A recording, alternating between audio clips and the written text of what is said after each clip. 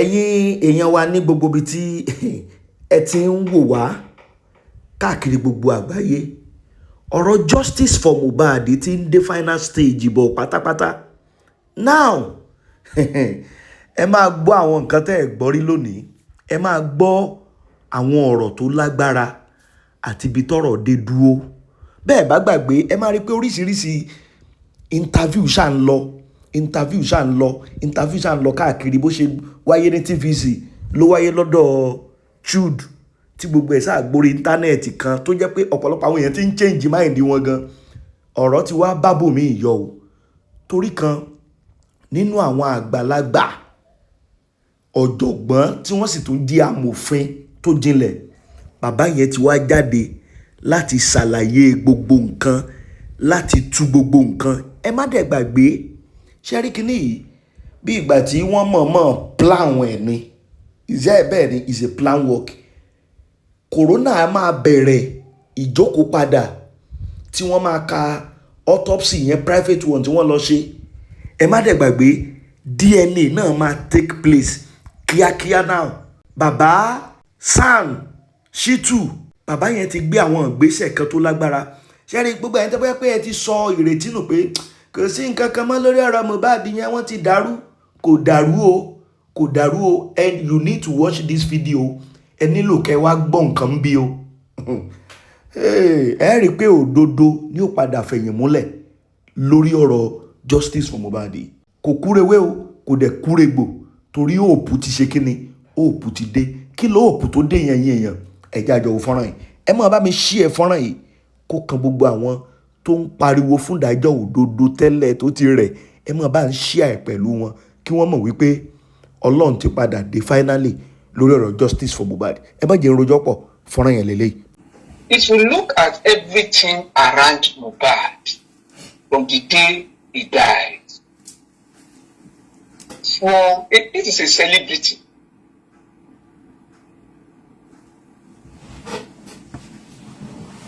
Death announced.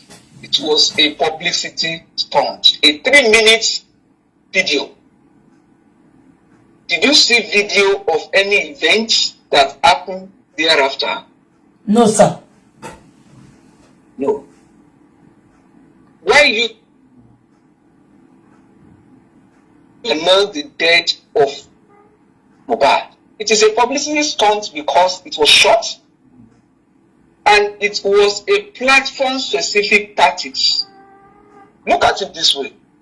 From Instablog, air infection, to Gistlover.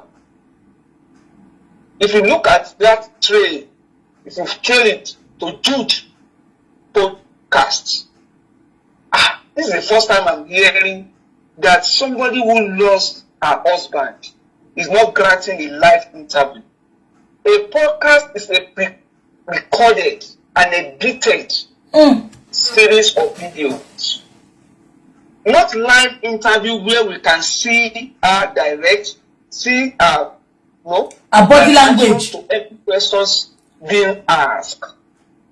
So why is the wife of a celebrity who died, why is she comfortable with podcast and avoiding the live interview?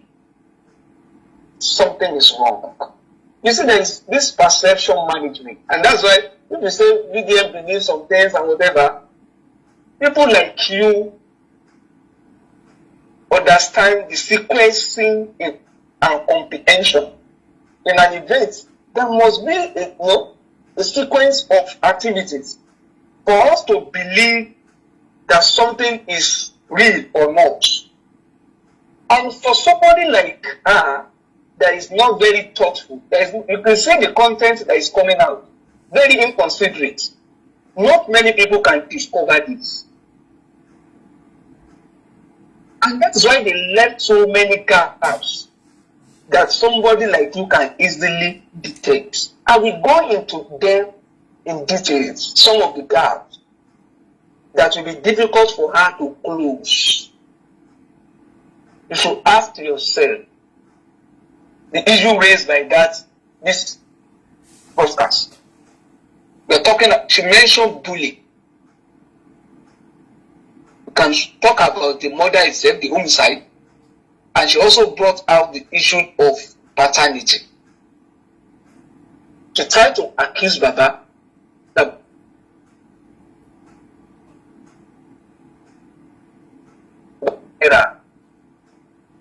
Mohbad did not just call her a cheating wife. Mohbad even called her a killer. And Mohbad said, "I think she family need to pay a meter back panic, a minimum get it last." That was an evidence in that video.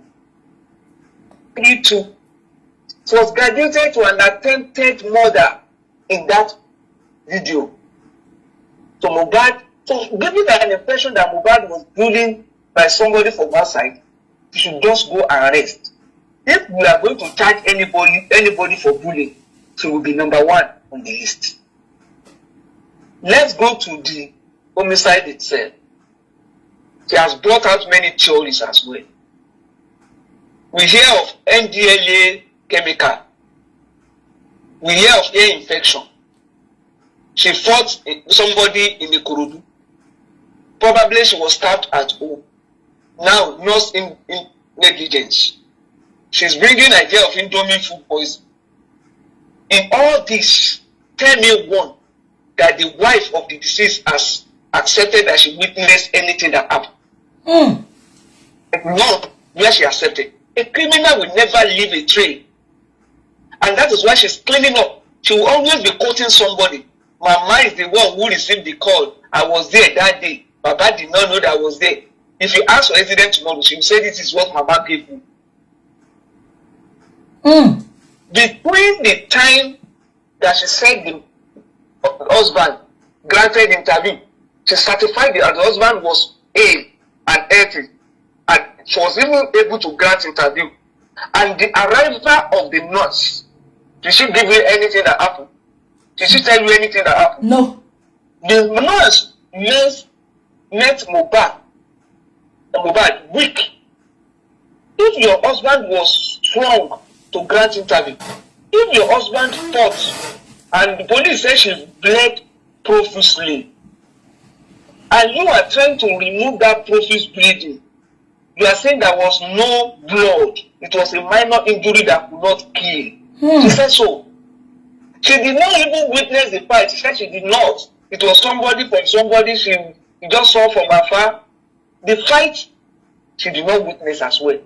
So if after the so-called fight, you are telling us that she was okay, she was even strong enough to grant interview, why are you not publicizing the last interview of your husband? For us to see whether in that interview he accused Prime Boy of fighting, because it was recent. If he accused Prime Boy or gave us hints about things that actually happened or threats to his life in his last minute, why are you not asking for it? Then when the nurse arrived, nurse account of event was that the person she treated was weak. So why are you not telling us what led to the weakness of your husband before the arrival of the nurse? Why are you jumping that? You know, there is this perception management.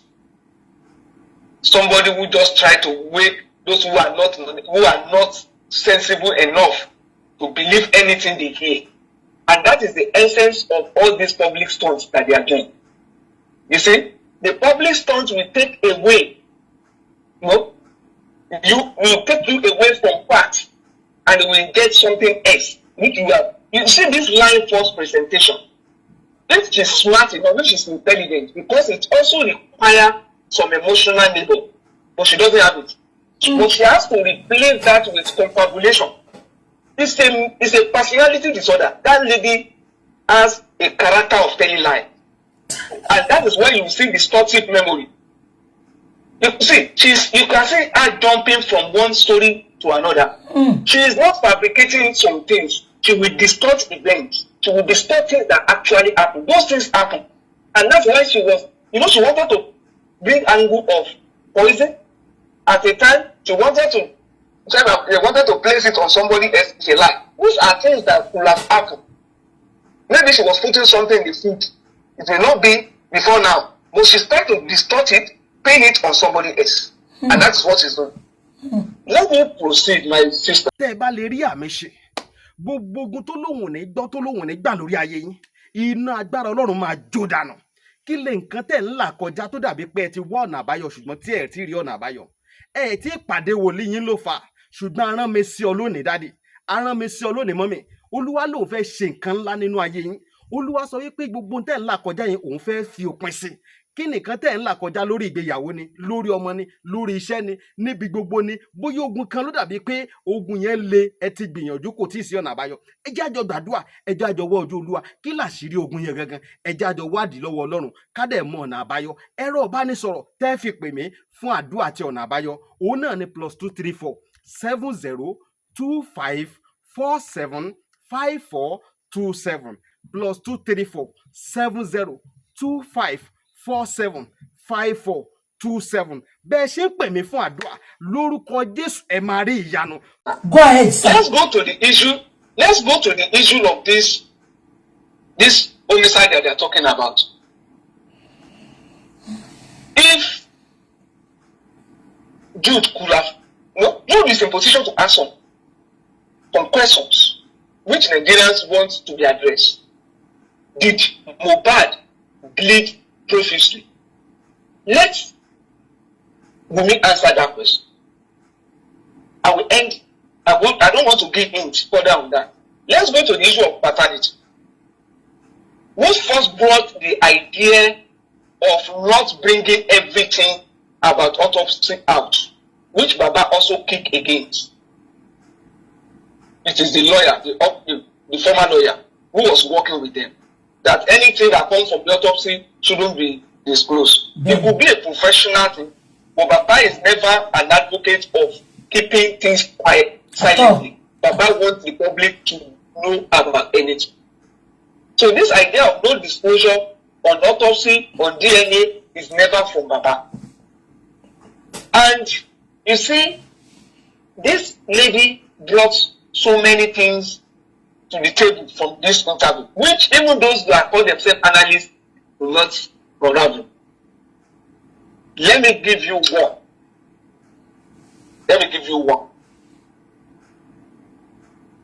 This lady told us on the issue of kidnapping on the day of burial, which is the second day that Mohbad died, not simply.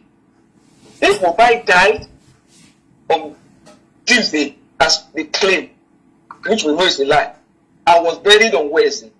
On that Wednesday, Wunmi is telling us that she knew of a plan to kidnap her only son. She said she knew, not that it was brought to her attention later, she knew, and she prevented that.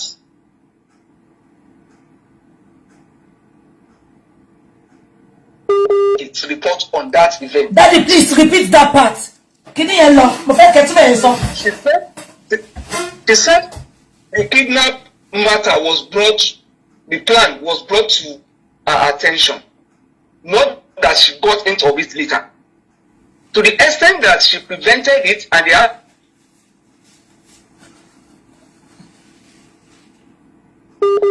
report was made of that.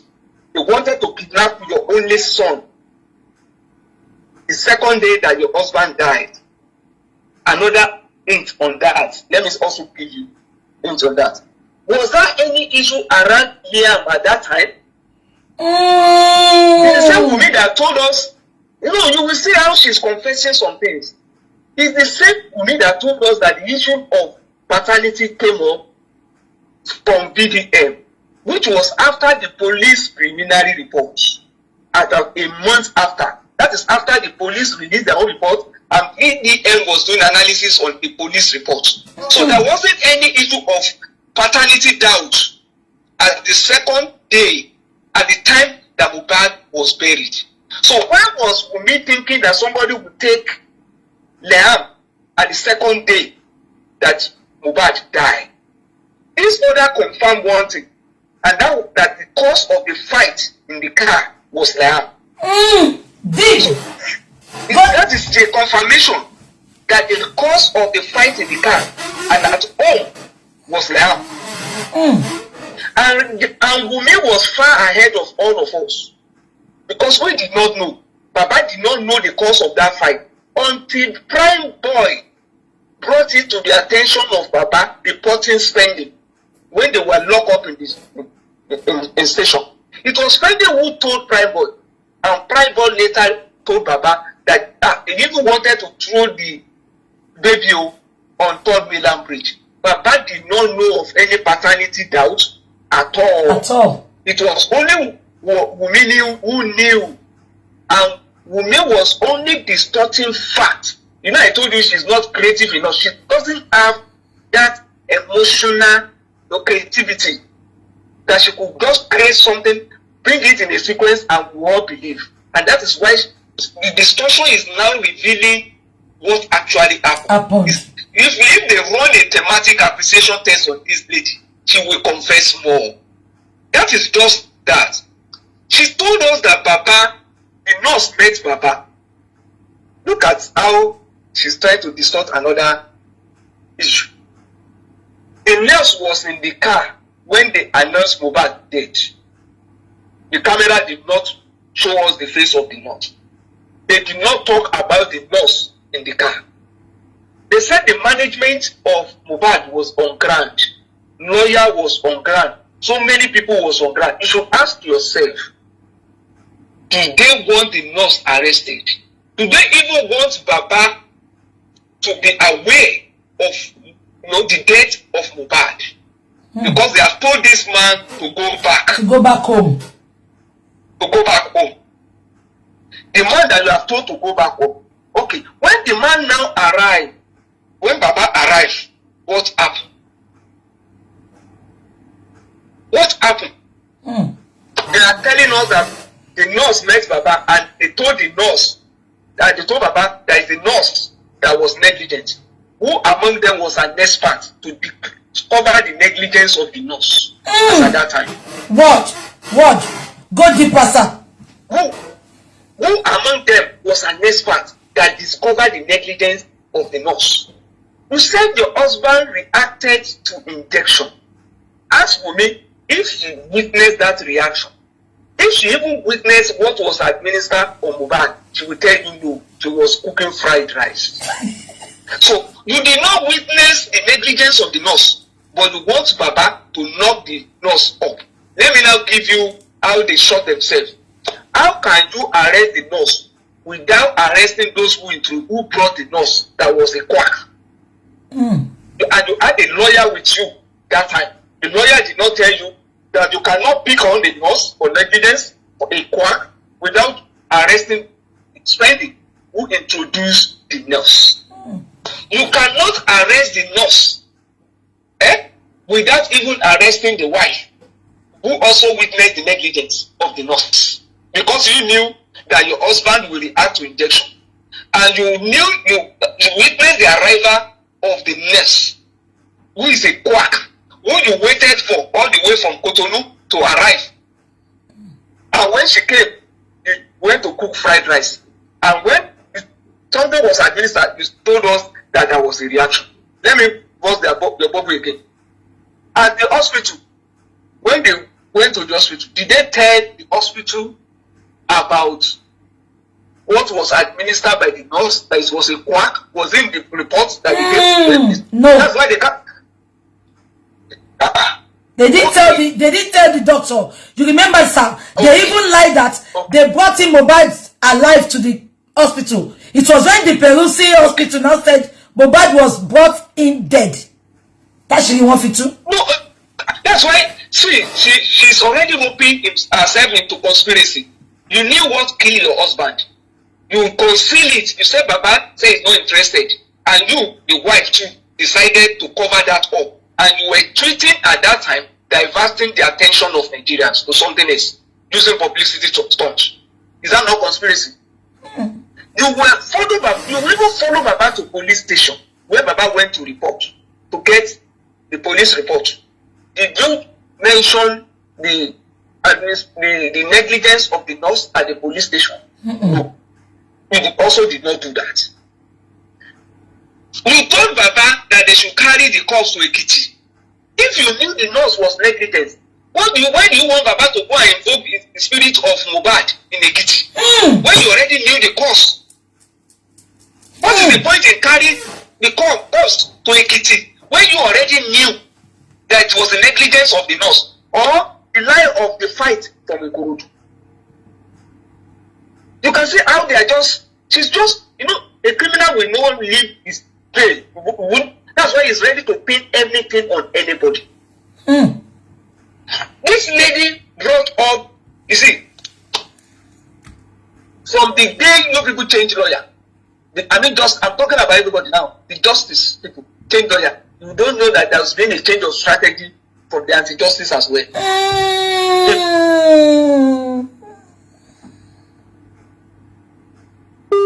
Any and everything. And that is why you see, she has already told you their plan now. They want to go to court secretly. They won't serve Baba. They won't involve Baba to do RATDNA. Where are they getting the sample from? You should ask yourself. That's true. Because that's why she's only telling you that they will now publish.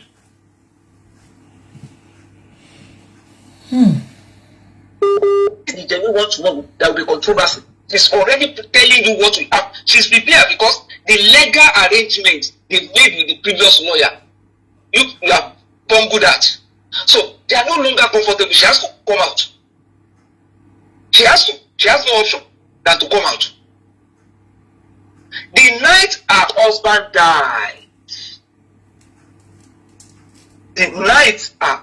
died. He said they are waiting for Baba. Several decisions were taken before the arrival of Baba. The night her husband died, she's telling us that they were waiting for Baba for the arrest of the nurse. I will tell you decisions that were taken without waiting for Baba. The corpse was taken away from the hospital and was returned home, not to the morgue. Who took that decision to return the corpse home? Is that not negligence? If you really want autopsy to be done, if you want to know the cause of death, why didn't you take the corpse to the morgue? Putting Mohbad corpse under staircase. Who took that decision? A celebrity. What were they hiding? What were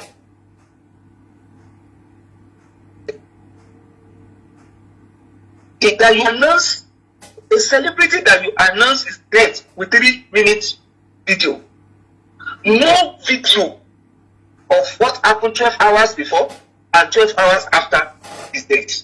And you now put him under staircase. You are hiding something. And you also embalm him before the arrival of Baba. Who took that decision? So why do you now expect Baba, who did not witness anything that happened in the house, to take the decision on the arrest of the nurse? Go deeper, sir. They are talking about medical reports. You have been asking. Judge did not remember to ask her, was there any death certificate issued by the hospital? Who asked that certificate? See,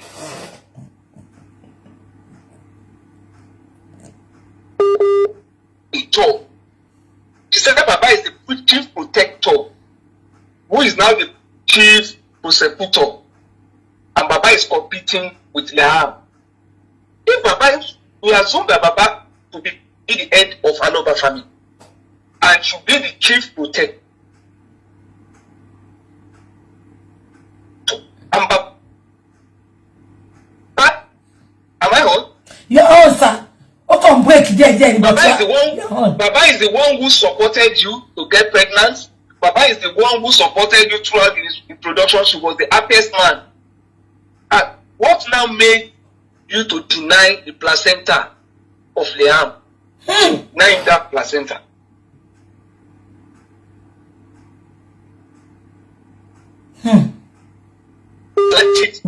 Between, I was expecting her to say, this is what Baba did after we got married that made me to think that this man does not, who pray for me to have Liam is not entitled to placenta of Liam.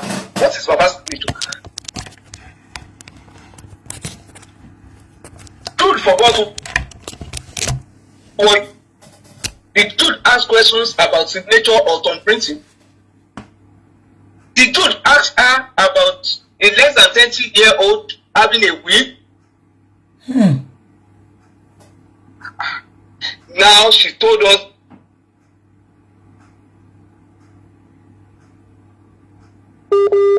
guys, Adura.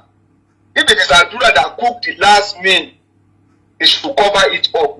You have that evidence and you are still keeping it. That evidence has not been submitted to the police that this man wanted to provide justice. And you say you won't.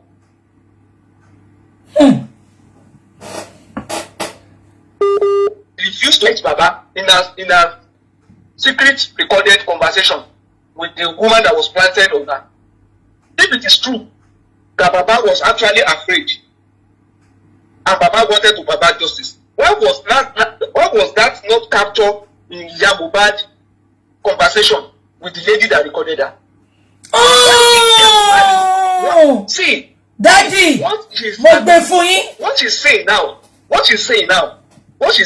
on not losing another son. Did Mohbad not repeat the same thing in that secret recorded conversation? Mohbad repeated it and said, I don't want to lose another son. Yes, because they were already twisting everything on Adura. You know why? Have they not twisted the empowerment on Adura? Because it was Darosa who did the empowerment, but they twisted it on Adura. This food now, she has twisted it on Adura. Will Baba not be afraid that his son that refused to come home and tell me what actually happened? And he's thinking that whatever they have promised him to pay him, is saying.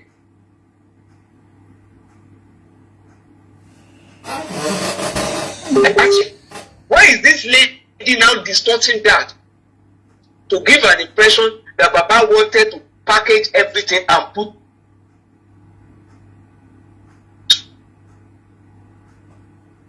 actually happened. But so what she said, but that packaging something and put on somebody else actually happened.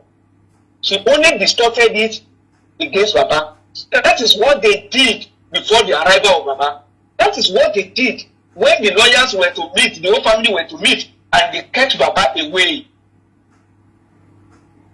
That is what they do. Who do we pin this thing on? Can we look for us? Can we look for? And that's why they are shopping for excuses. Hello, am I on? You are on, sir. I can't think deeply. In context of that,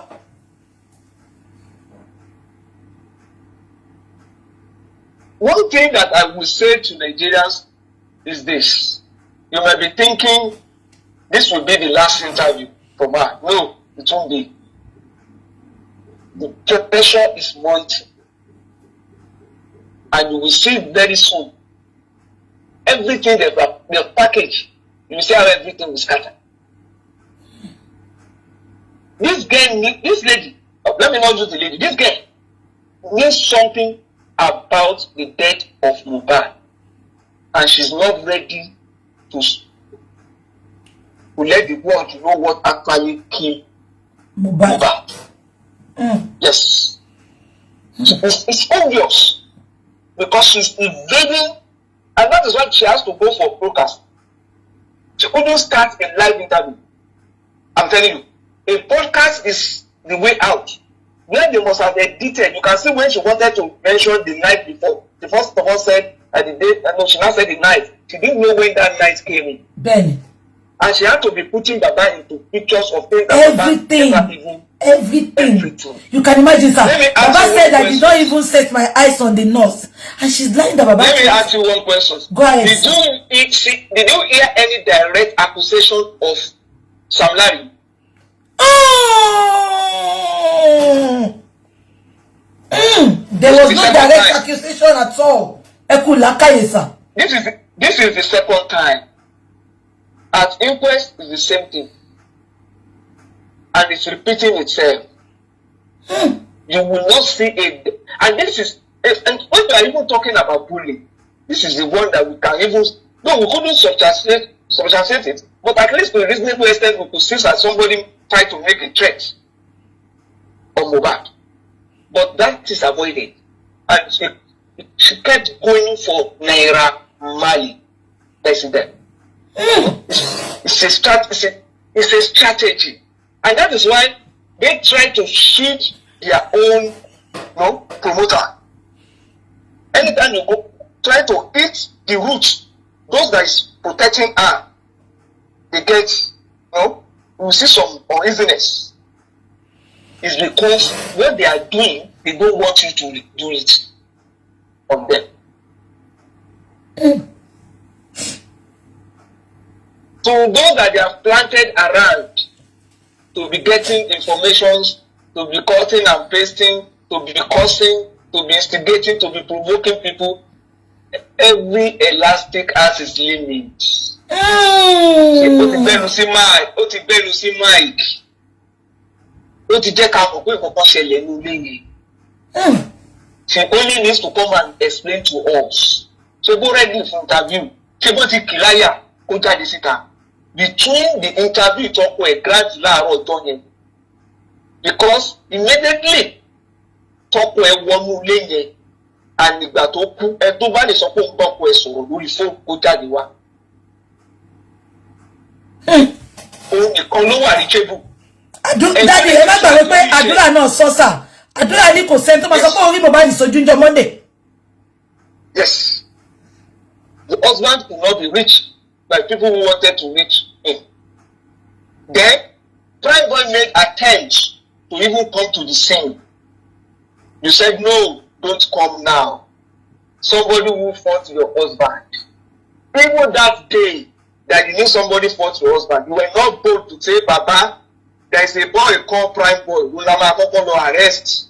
Because you do not, and you wanted somebody that was brought in, that was planted at the scene, because it appears to me that the nurse was just brought in to come and take the fall. That's it. The nurse is also behaving like somebody who has been paid, who has been promised that don't worry, you can go through this, but this is the way out.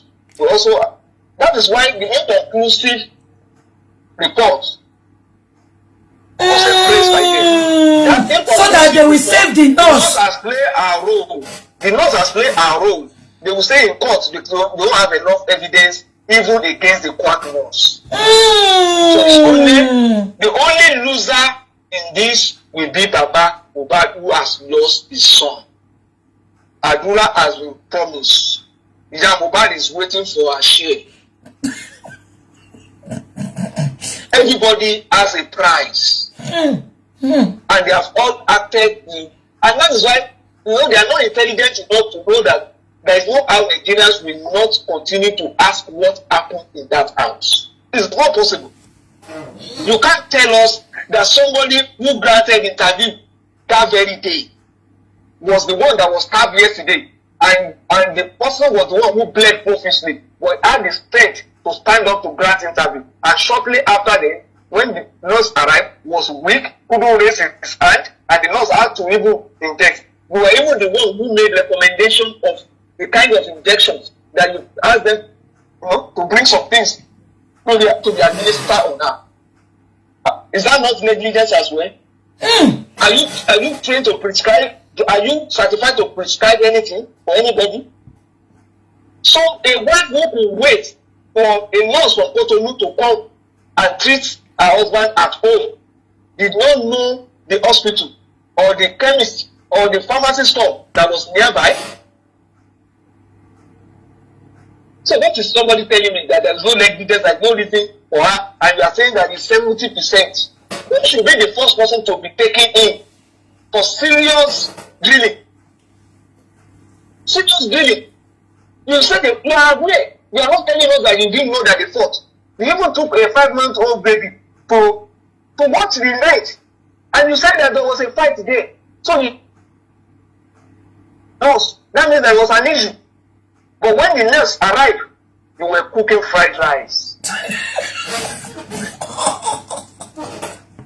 Daddy, the same way she said she eat Liam in the nylon bag. Daddy, see, look at that. Your only son was about to be kidnapped. You say you knew of the plan. You even identified the people, the kidnappers, the suspected kidnappers. But no report, no police report. Or as Baba Mohbad been indicted.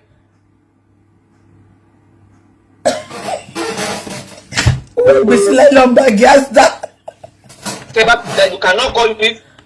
If you tell them that Baba Mohbad is the head of the family, you cannot make accusation of kidnapping. There was another woman you brought to the picture now. Why can't that woman be reported for kidnapping? And you are comfortable. Who are the people believing this? This lying motion. Who are the people believing this? And dude sat down there, cooking stories, laughing at things that are not funny. And then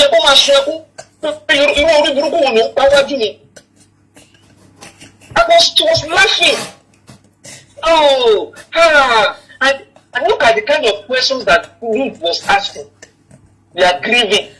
No, she will tell you she's not grieving. So why are you deceiving? And you have even see, from the day Mohbad died till now, this lady has been very active on social media. Very, very, Daddy. Very active. Very active. What is your motive that made you to be so active on social media? I still don't know. And you believe there was a nurse that maltreated your husband, but you rely on voodoo. You have wet handkerchief that you have used to block the mouth of the nurse and say you caused this. When you were throwing it into the Abba. And you see, they have done some surgery that you will not know. This traditional marriage of the thing that they are talking about. You know, there was a time they were parading one court in the Korodu, looking for declaration of marriage certificate. You know that from day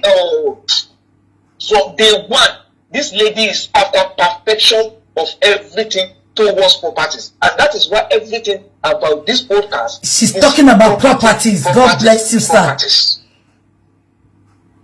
See, the day she said she asked Baba that she heard about the paternity doubt on social media, she now called Baba, this and that. Okay, you asked Baba, you say you called Baba for DNA. Did you challenge Baba Daddy? Did you say Baba, Baba Mohbad daughter is sọ̀rọ̀ DNA? Baba, who was your wife? Ọmọ yín nìkan ló borí mi o. Àbí? Bàbá nìyá ibi tẹ́ bá fẹ́ gbé mi lọ mo ready bàbá. Daddy, ẹ má gbàgbé pé the first inquest she went to, the lawyer asked her, has Sam Larry against you before? She couldn't answer. Has anybody slept with you apart from Mohbad? On your own will any go down question. Look at it. You hear of direct accusation. If Baba Mohbad has accused this lady secretly, maybe it's a private conversation, it's a different thing.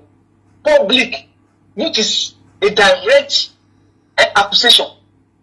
People want to marry say, only but Baba did not mention it. So I thought, but I was sure Baba did not mention it. We should challenge Baba whether Baba mentioned it or not. Exactly. That Baba Mohbad, we should have confronted Baba. That Baba, I'm ready for this. And come to Gori me, Liam mentioned going to see the baby, he said, but Baba did not mention that issue. Baba never challenged, and you never challenge Baba. 9 months, babe, you were challenged about your son, and you could not embrace that challenge and say, I'm ready. And you are now being technical about DNA, you are being technical about justice for Mohbad. Look at the technicality. When they bring issue of inconclusive report, you said you are not happy. But you are also accusing Baba of not believing the government. You don't believe Baba. You are not supporting Baba for saying that government has not done the deed. But you are saying that inconclusive report is, you are not happy with it. If you are not happy with inconclusive report, let me tell you something. A wife, a mother, that a wife that has lost her husband, ordinary Google will tell you that even 10 years after 10 years, if a body is exhumed after 10 years, you can do an autopsy on that dead body.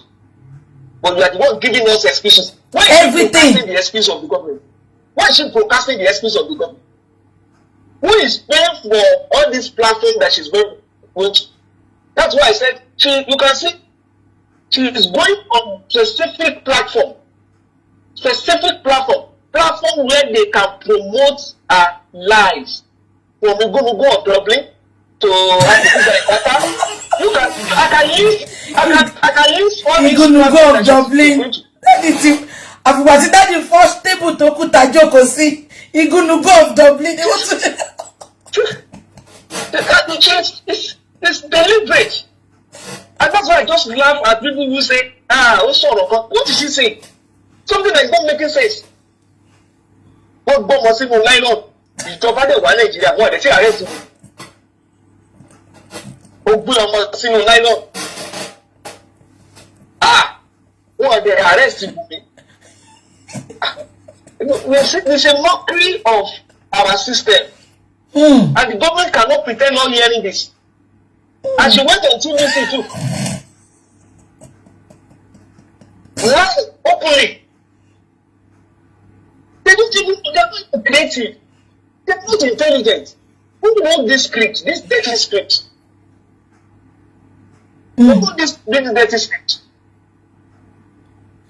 Baba now cook it. They now wanted to pin it on me. And you know the way she sat down? She must have done so many rehearsals to think that she's going to, and they are now praising her. Oh, just want something. What did she say? Okay, what is the goal? What is the essence of this interview? If as a wife that lost your husband, you went on a podcast and you could not even tell us anything that we could hold on to as the cause exactly. of wasting of time. This lady is dropping. Everything that she's dropped, she will be the one that will say, this will be the way out. She will be the one that will bring defense for that. She mentioned fight. She will tell you that, no, the injury was minor.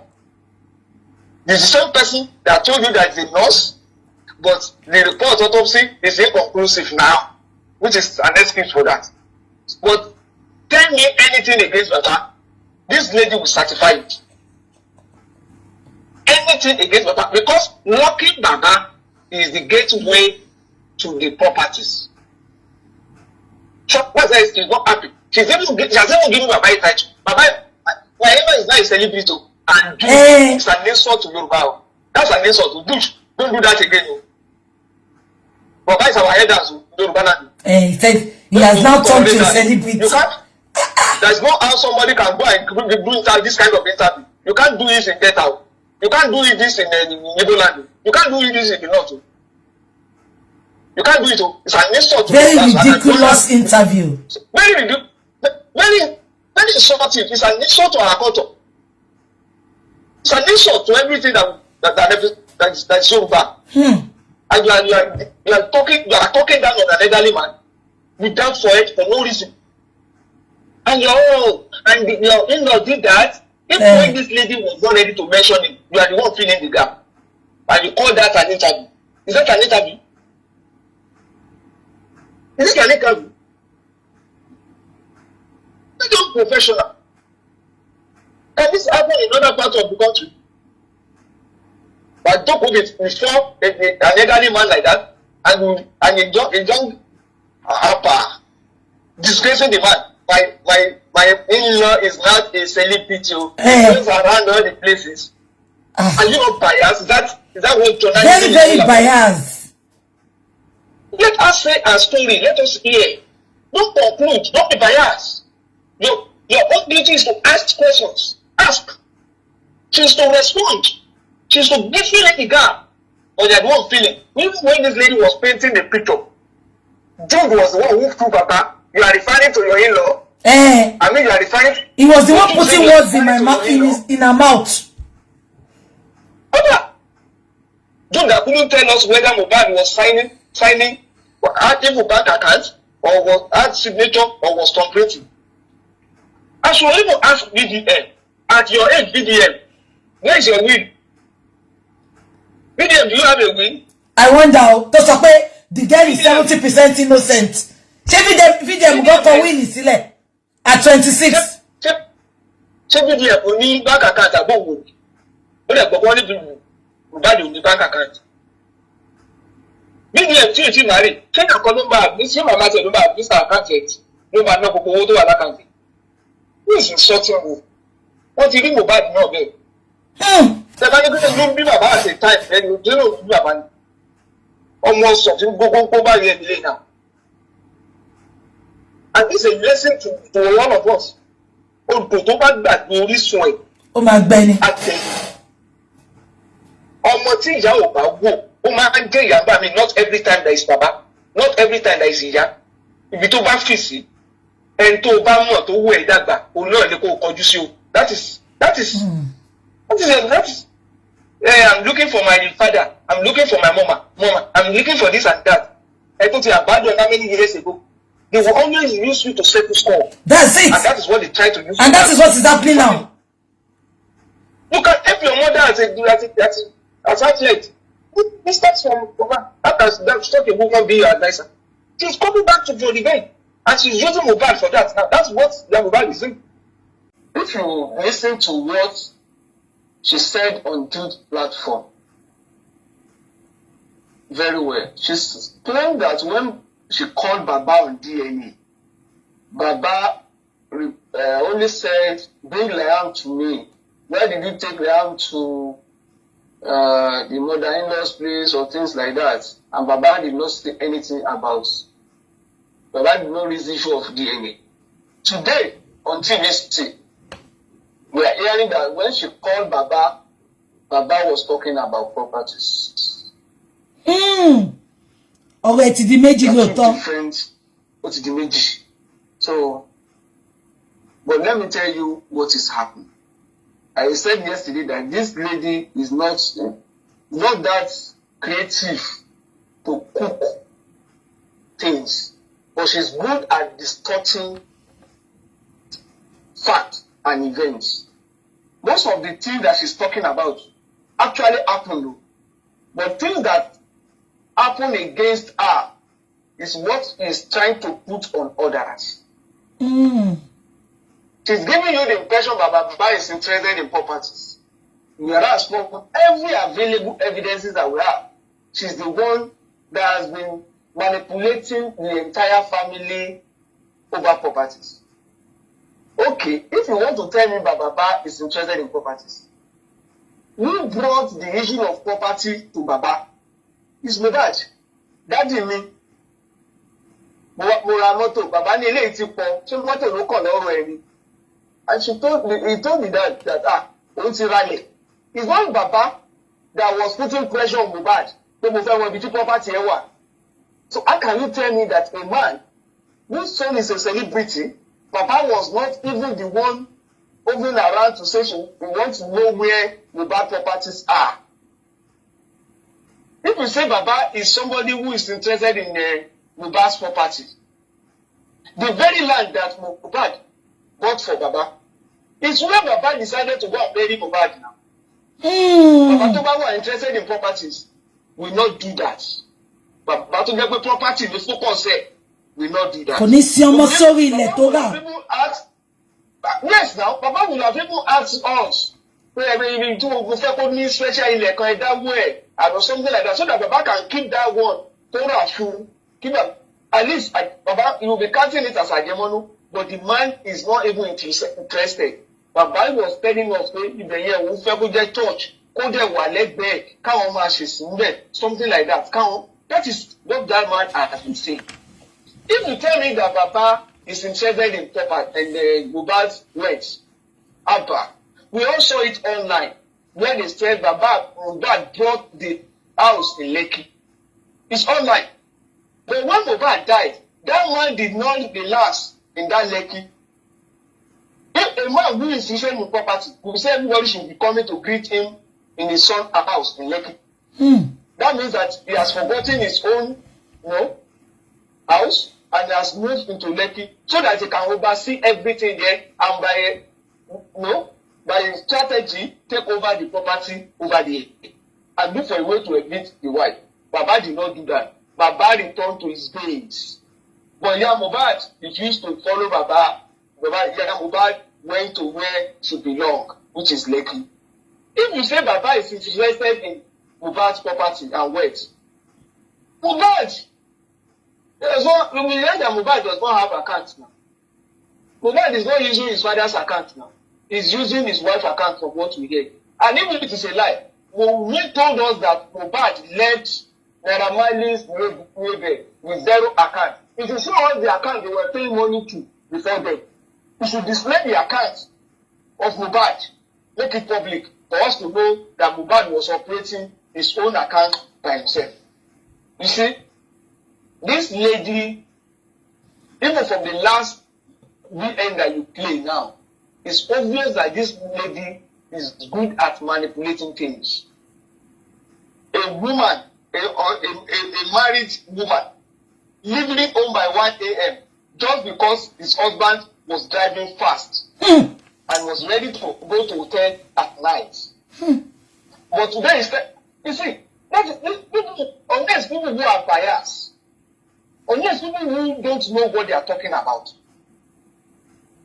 you cannot tell me that this lady who has now become to go, hello, Daddy, Awambi. Telling us that she went to one university, she's this and that, she went to buy somewhere, and all these stories that she's telling us, you can see that they are all fake, just to divert attention from what actually happened. God bless you. You see, what she did something, the same thing that she has been doing, the same, that's the strength of Ashana. And that is why people who are misled, who believe in what all this fabricated, all this twist, is because they are not smart. She played it on Baba. That prayer for how to conceive, do you know what it means? It's for emotional connection.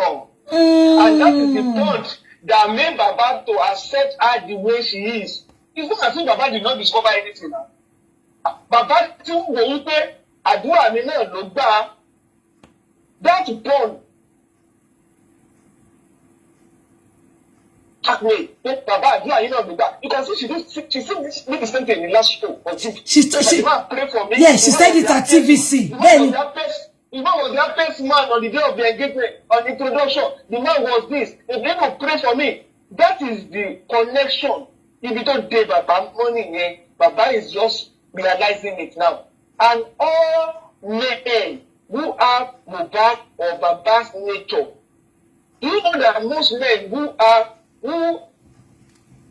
have very good home, they have perfect, let me put it, perfect wife, and are open to people because they have gentle nature. Even those who are married, who fall victim of women of powers from outside is because of their gentle nature, their calmness, and they think that everything they are doing it for God. They are just helping people. That's what Baba was doing. I pray for her. Then you pray and I do a meeting back. How would Baba that his prayer was answered by praying for her, which Baba did not know? How was Shabale? Adua Shabale owó olóyún àwọn ṣe. Àṣàlà tó lọ fún reunion. You can see all of them. It's reunion. All those time was going to hotel at night. It was a reunion from Ashana University that she went to. So Baba did not know.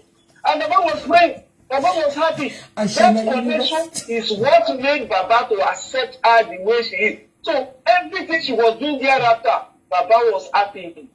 Baba did not see it. Even Baba knew that it was uncultural. Daddy, go deeper. Go deeper.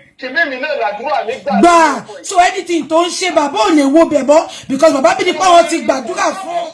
Ó ti dé Baba mọ́lẹ̀. Let me tell you one thing. If you are a Christian, àwọn ọmọ tó wà ń tà sí, tó bá fẹ́ di ẹ̀ mọ́lẹ̀, ìdí Christianity ẹ̀ ló máa di ẹ̀ mọ́. If you are an afa, ìdí ẹ̀ ló máa di ẹ̀ mọ́. Wọ́n á ní pé dájú, akọ̀wé àjọ kan náà ní Sàlámà ní pẹ́ẹ́pẹ́ẹ́pẹ́ kíní kan, ẹ ṣàbọ̀wọ̀ ṣàdúrà. Nígbà tó náà bá ṣàdúrà, ọlọ́dún àwọn gbà ní nà ó. Ṣé kò ní máa nọ́tọ̀ ẹ̀? Go deeper. Ṣé kò ní máa nọ́tọ̀ àdúrà ẹ̀? You can now see if that one was so cold. That's why I told you that this lady has planned everything ahead. This show that he's doing now, this public stunt that he's doing now, this interview going on is for a purpose.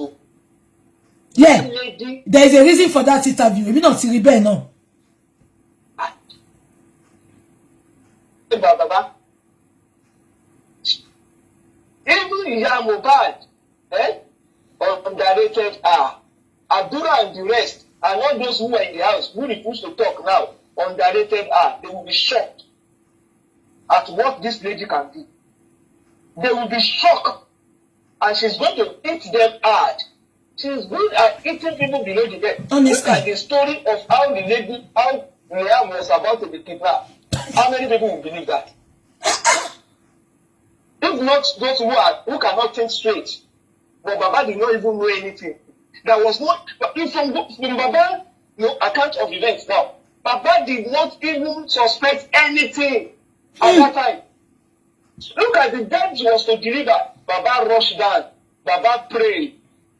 If you look at the use of placenta, Baba did not observe anything, but she has moved, she has planned everything ahead.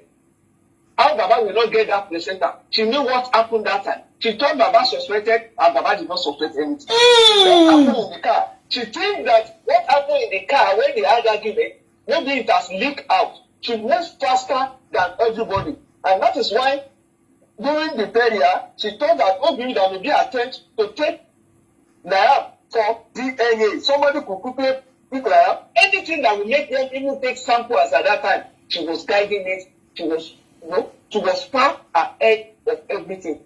When everyone called her that she wanted to come to the house, this lady knew that Prime Boy coming to the scene will affect everything they are planning in that house.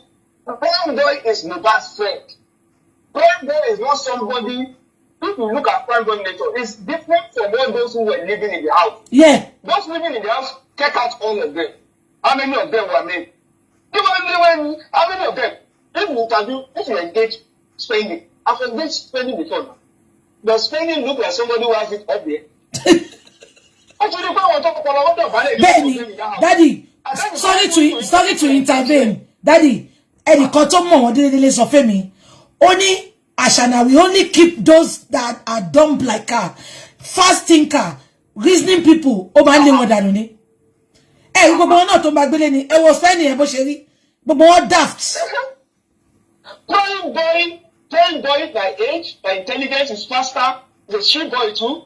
So how do you expect that they will not allow Prime Boy to come to the scene? And that is why she kept Prime Boy away from the scene. From the beginning. Even the nurse today, you can see all the twists and everything. This lady knows what is. And that is why I'm shocked that even the journalists, this one even trying. Maybe you ask some questions, but you can see that even most of them, you can't compare this one with the other one now. It should. Now. Dude, nobody can tell me that Dude was not paid or maybe something happened. Dude compromise on this now. It doesn't make sense now. With all the stories out there, and you could not engage Wunmi by asking her critical questions. I told even before Baba came on board, me, for my analysis, all this mess issue, what happened at Ikorodu, when they went to police station, when they left police station, see, from time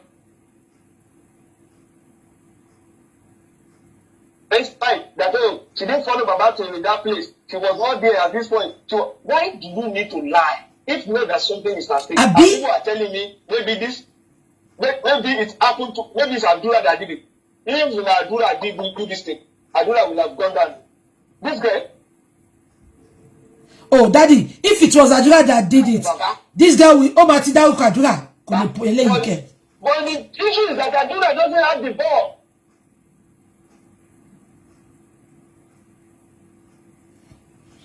10 peanuts. Does yeah, Mohbad look like somebody that you need to give promise 100 million? No! Yeah, Mohbad, if you want to write 100 million on paper, I can still read it. Does it know what somebody can do with 100 million? Just tell that. Then, I'm going to take care of you. I'm going to go, okay, what's it talk?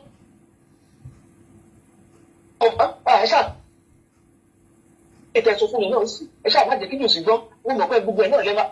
That is all. She doesn't look like somebody who even can even bargain for anything. So, what do you expect? So, people should allow Wunmi to give us more interview. We are waiting. So, but from that interview, Baba does not need to go and counter anything. He can come up once in a while to just make clarification. Benny. Let people know that this one is an open lie. Those who are Daddy me suffering. Only because of what Baba said yesterday. Daddy, only children ti lo edit ibi tí Wunmi sọ pé Baba ní ká o má sọ̀rọ̀ tí DNA bá jáde. Ó ti edit ẹnu video yẹn. Ó ti yọ. En tó bá ṣe ibi tá bá délé ni àwọn á fi àdúrà ó ṣe pé àdúrà la bá fi máa bára wa sọ̀rọ̀ tá bá ti engage ọ̀rọ̀. En tó bá sọ wí pé gbogbo àwọn tó wà ńbẹ̀ yẹn ńjọ́ yẹn tó bá sọ wí pé bàbá ló sọ wí pé kí nọ́ọ̀sì máa lọ. Pé wọ́n dẹ̀ fẹ́ arrest nọ́ọ̀sì. Wọ́n jẹ́ kí bàbá wọ́n sọ fún bàbá pé nọ́ọ̀sì ló pa ọmọ yẹn ńjọ́ yẹn. Ẹni yẹn ò fẹ́ dèrè ọmọ tiẹ̀. Àmín Jésù. Ẹni tó bá pa irọ́ ẹni tó lè bá irọ́ tó bá irọ́ tó ń pa mọ́ bàbá wípé bàbá yẹn mọ̀ ń pa ikú ọmọ ẹ̀ àti wípé bàbá yẹn ó fẹ́ kidnap Liam níjọ́ kejì ẹni tó bá irọ́ yẹn not ẹni tó bá yẹ tó kàn gbàgbọ́.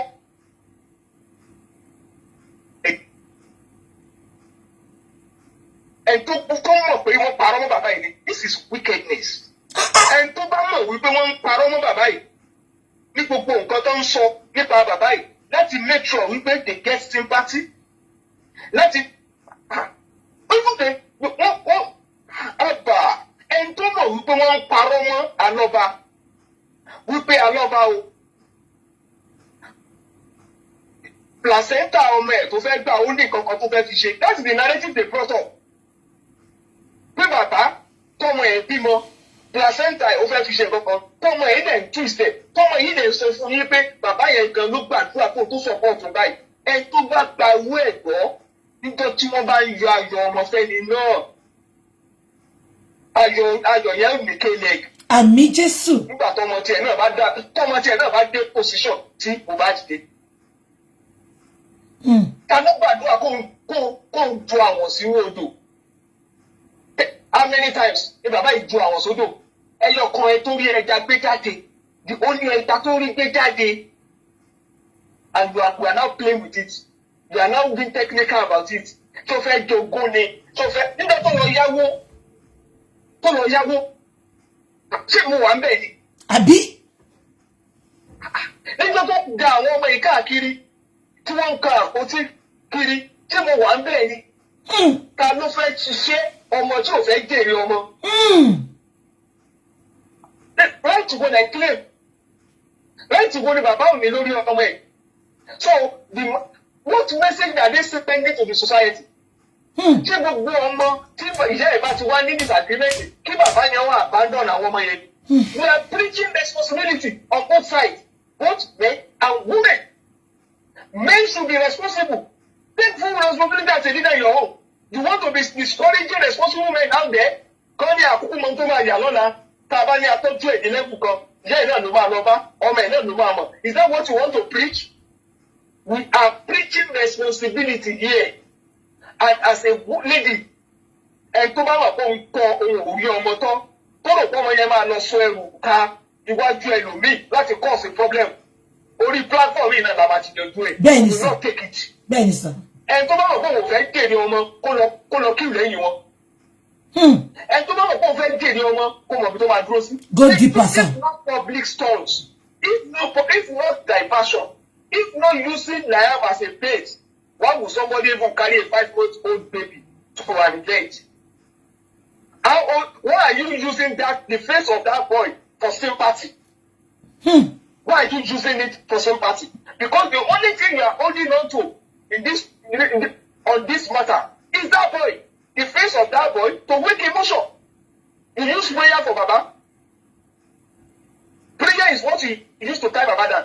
You are now using lion face to tie many people down now. So that anywhere to Baba no, attend to your no goal or no you to what you call it, you go, I feel I have that in stage. Our this is Mohbad Saga. It's the same emotional attachment you are using to the other people. It's the same emotional attachment. That emotional connection will not work. Let's face the fact. Baba is not using Adura. He's not using the face of other children. Baba is not using his condition where he's poor to get sentiment. Baba is saying, yes, I'm poor. That's the reality. That's who I am. But he's speaking his word. He's speaking the facts. And he's consistent with the truth. So what again? And you now wonder why we support him. Why are we not going to support him? Exactly. And she's so jealous about it. What is it? Why are we not going to support him? This man is repeating same fact. If it is true, we pay Eshe Koko, if I Baba here arrive. What you can submit the phone, no single person recorded what happened the day Mohbad died. You can imagine. But you choose to postcard his death by 3-minute video, which means you need the power of video. You need the power of recording events. But every event ceases. Every recording of events ceases after you broadcasted that 3-minute video. Something is wrong somewhere. Now you are telling us when this same man that you did not even want to be at the scene is the man you were waiting for to arrest a suspect.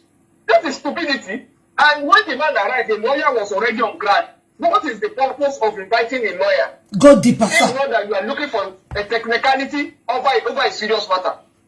It's a way of exploring the loopholes in the law.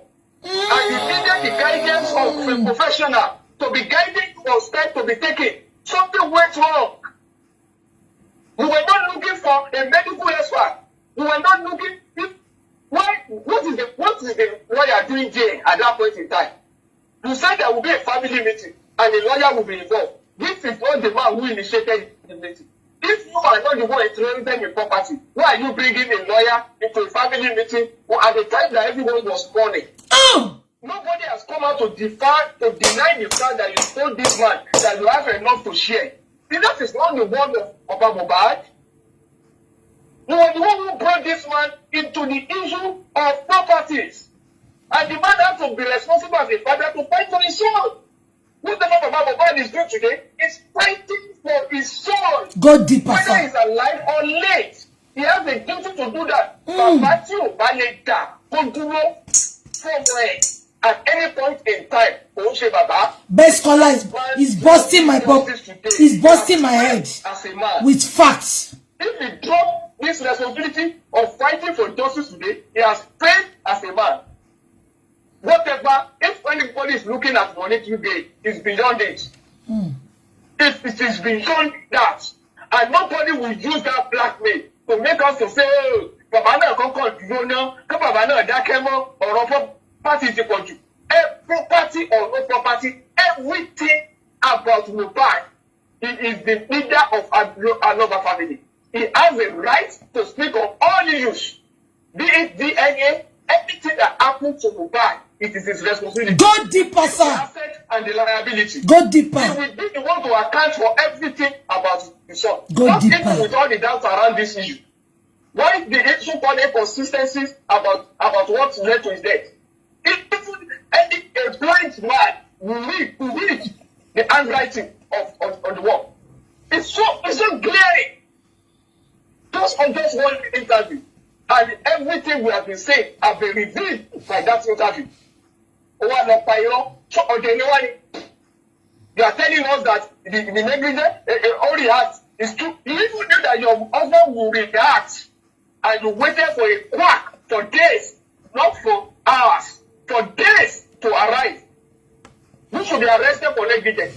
You are a failed wife. You failed in your duty as a wife.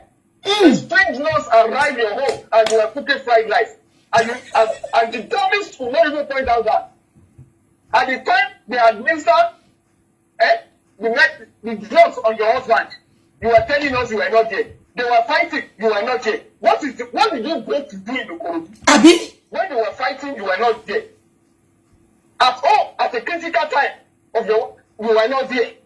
No single evidence of any bullies or anybody or Naira Marley that you have brought out. No single evidence of anybody that we should even call up, accountable for what happened to Mohbad that you have brought out. All the evidences are against you. This one we listen to tonight. Let them come and analyze this one now. People be rebating Bino, or drive wrongly. Dago Kapo Pada also tell for reunion. Ashana reunion. Come and defend it. But you don't be now. You don't be no root of your Pada. Rubbish. Baba should go and relax.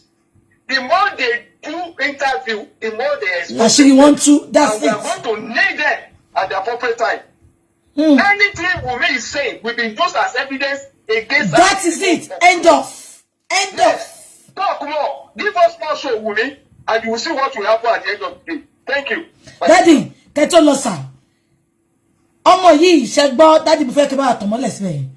Ìgbà tí Ṣẹ̀pẹ̀tẹ́rì bọ́ta fún gbogbo ayé. Ó ní Naira Marley ló pa Mohbad. Àṣàdá dẹ̀ ti bọ́ta ń sìn. Ó lábẹ́rẹ́ ló pa. Ó ní poison ló pa. Ó ní kinní kan ló pa. Kò dárúkọ Naira Marley. Daddy kí lẹ rí sọ sí nǹkan tó ṣẹlẹ̀ níbẹ̀ yẹn sà. You see, from between Ṣẹ̀pẹ̀tẹ́rì and Ashana, let me tell you one thing. They have their different motives. But Ṣẹ̀pẹ̀tẹ́rì has her own motive. Ṣẹ̀pẹ̀tẹ́rì must have been in the life of Ashana even before Ashana knew. Ṣẹ̀pẹ̀tẹ́rì is all over. Forget it. No, that's another lady that people will underrate. She's everywhere. She has a way of going around. She has already circled as Mohbad and Ashana before they even meet. And that is why you were hearing of they went for one show somewhere. They had one show somewhere. You can see the connection coming. So when it happened, Ṣẹ̀pẹ̀tẹ́rì wrote another script for Ashana to act on. And Ashana was acting that script. Ashana is another lady that is also creative in lying, very creative in manipulation, and very selfish. And she's also a street girl. Don't be surprised at the end of the day when they will see them facing each other. They will face each other. But the script, the diversion, is purely for monetary gain. Who do you think they will attack? It's a win-win situation for them. They have brought down Mohbad, and they also need to export Naira. They have brought down Mohbad, and the only way they will export Naira is to, first of all, earn something on him and blackmail him into making payment only to the wife. That is the strategy. And who will be the beneficiary of that? Who want to hijack Mohbad at late hour? Who will now be the one? Because everything is there about this royalty. There have been formulas. There have been sharing formulas for all these things. So Ṣẹ̀pẹ̀tẹ́rì has keyed into a project. It's a project for her. So that is why when you see her put her head in something, there must be a reward. There must be something for her to gain from it. So Wunmi that you see also knows from day one that Ṣẹ̀pẹ̀tẹ́rì did not mean well, but she has no option. So it is a marriage of convenience. It's a relationship that is based on the fact that they have common targets. The target was Mohbad. Mohbad went down, and they had to work together to make sure that who do you expect them to work to? Who expect Ashana to work with Mohbad? Mohbad is just being carried along. Do you expect them to work with Baba? So they needed is a network of contracts. They need people. Yes, that's why you even see the lawyers, even from the so-called pro-justice for Mohbad. You can see people who came in with ulterior motive. Don't be surprised they form anti and pro now. Those you see fighting themselves now, calling themselves justice for Mohbad, they are all together. It's a lie. It's not two leg. They are all together. The one that is attacking the other, they are all together. The more they attack themselves, the more they take over the movement for the real justice for Mohbad. Those people you see petitioning themselves now, fighting themselves now, they are both together. I was on the platform this evening when one woman said this thing. I laughed. I said this woman got the message. Those you see writing petition against themselves, they are both together. They will use that noise to hijack the movement. And that's the same way these people always operate. Secretary Ashana. That's the same business that they do. It's a reunion of Ashanas. Thank you. Thank you so much, sir, for your submission. God bless you. We appreciate you, sir. On behalf of everybody here, we say thank you so much, sir. God will honor you, sir. I took pay you no sir. Yes, sir. Oda, sir. Bye bye, sir. Bye. Bye. Somebody said, last, the best caller go kill me. And you call it last, best caller no Wunmi. And because of me, BJ, let best caller be Baba's spokesman.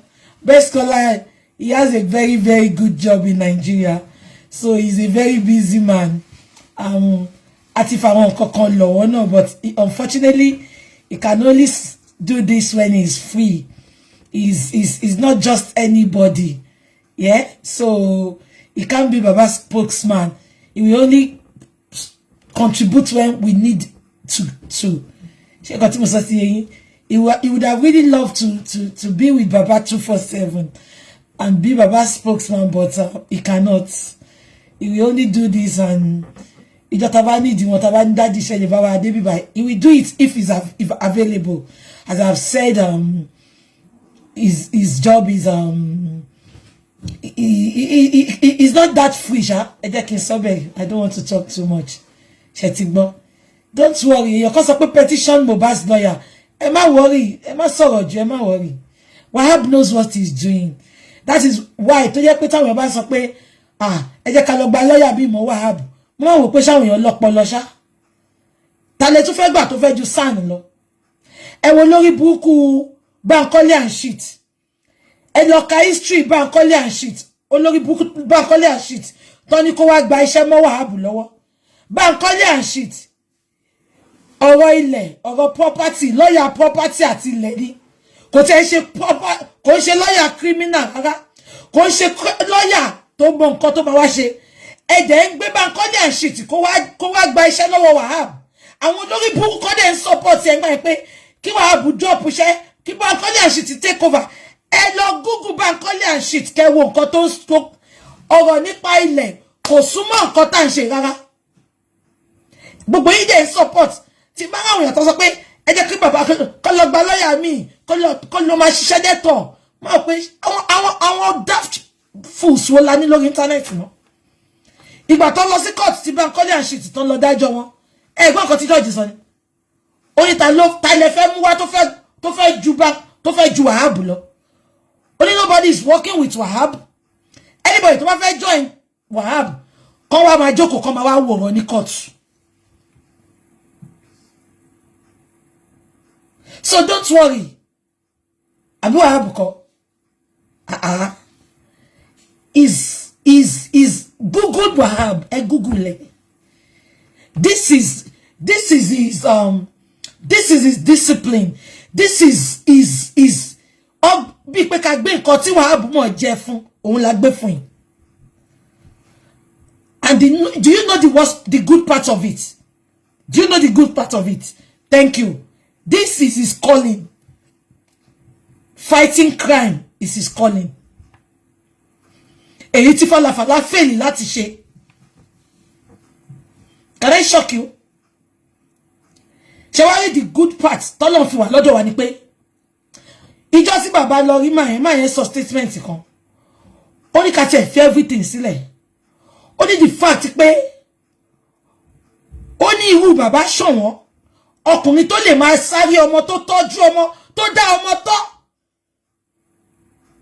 tó kò yé yín ó ní ìyẹn lásán òun á support bàbá ṣé owó tó ń gbà lásán ni ṣé owó tí wà ẹ lọ Google yẹn tí wà á bọ̀ owó tìǹà tó ń gbà bọ̀tì torí pé Ọlọ́run wọn sínú ibẹ̀ yẹn ni abẹ́gẹ́t Wahab so tí bá wọn mi tọ̀ sọ pé Wahab máa ṣe kíní kan máa ní ẹ mọ̀ kọ́ tó sì bá fà ní immediately tí falafala rí pé Wahab ló fẹ́ gbaṣẹ́ yẹn ó pé Wahab ó ní kó má gbaṣẹ́ yẹn ó ní ṣé kó mọ̀ pé bàbá ti bú òun ni ó ní bàbá yín sọ̀tò òun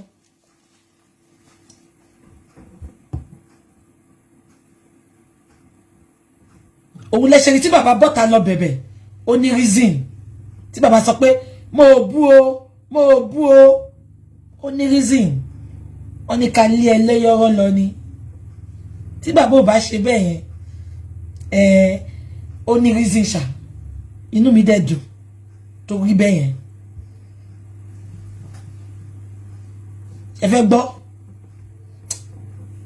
kí àṣànà kó jẹ́ pọ̀ mọ́wọ́ yẹn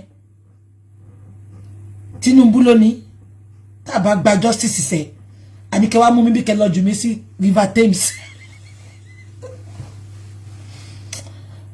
mo mọ̀ pé bó ṣe wà sẹ́yìn báyìí bó ṣe wà báyìí gbogbo wọn tọ́jọ́ mọ́ ń pa ẹ̀ àtẹ̀yìn tó lọ mọ owó àṣànà wọ́n ti wà lórí hot seat kí la tún máa sọ kí la tún máa ṣe òun ló ṣe take àṣànà ní 2 years láti bọ́ta sọ nǹkan tó ṣẹlẹ̀ ó tún wá bọ́ta bàbá ló kàn blackmail bàbá kàn throw under the bus bàbá ló kàn parọ́ mọ́ all her interviews was about bàbá ẹ̀dẹ̀ gbọ́ bí bàbá yìí ṣe sọ̀rọ̀ ẹ̀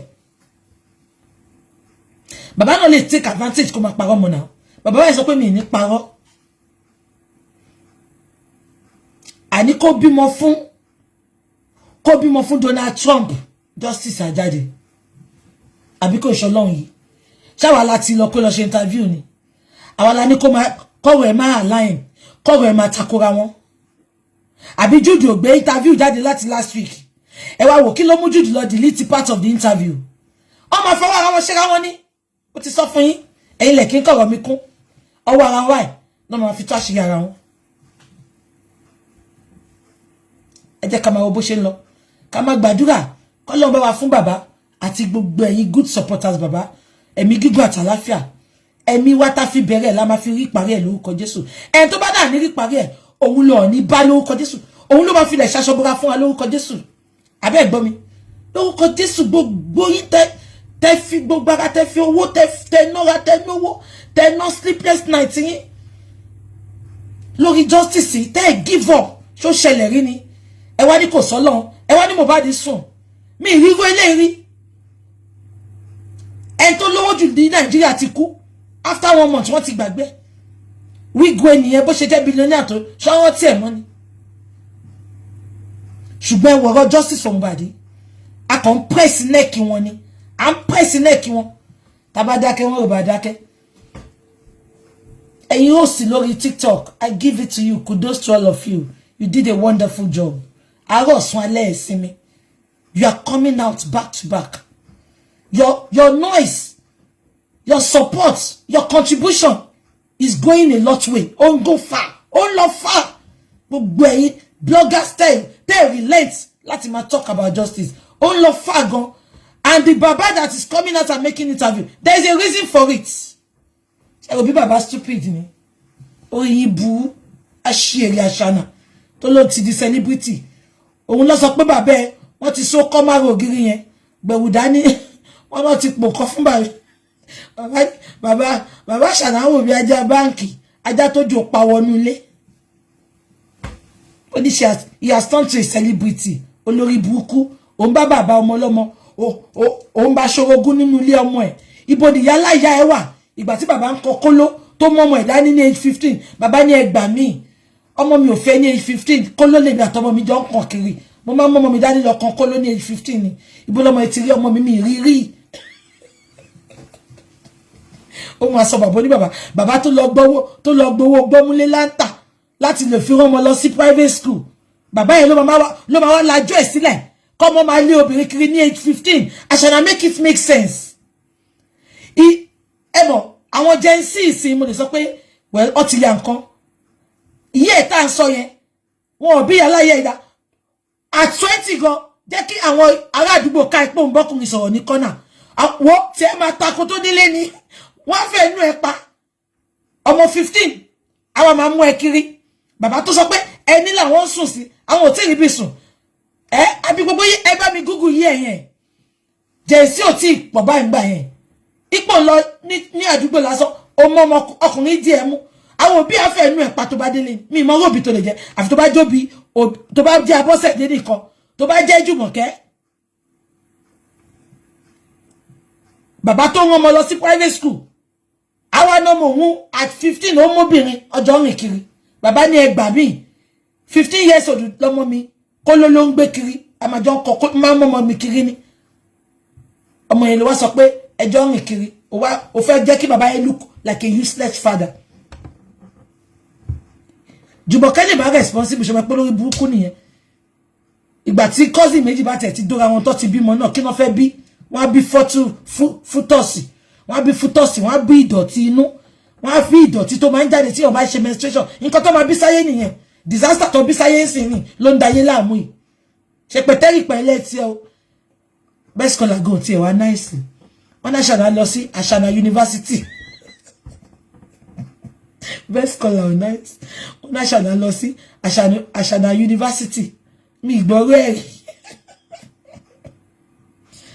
ṣe pẹ̀tẹ́rì pẹ̀lẹ́ tí ẹ o àfi bọ́ọ̀ ṣe recognize ẹ ó tún sọ intentionally ni. Do you want me to mention name? Kò tiẹ̀ dárúkọ. Máa tálé mi máa fi ṣe kéèsì ni. CCTV ò sínú ilé. Ìtàlọ́kù sí. Ìtàlọ́kù. Blackboard sí. Wọ́n yẹ̀yẹ̀ wèrè. Wọ́n yẹ̀yẹ̀ wọ́n rubbish ẹ̀ wọ́n sọ di nobody. Wọ́n sọ di non-entity. Wọ́n sọ di noise maker.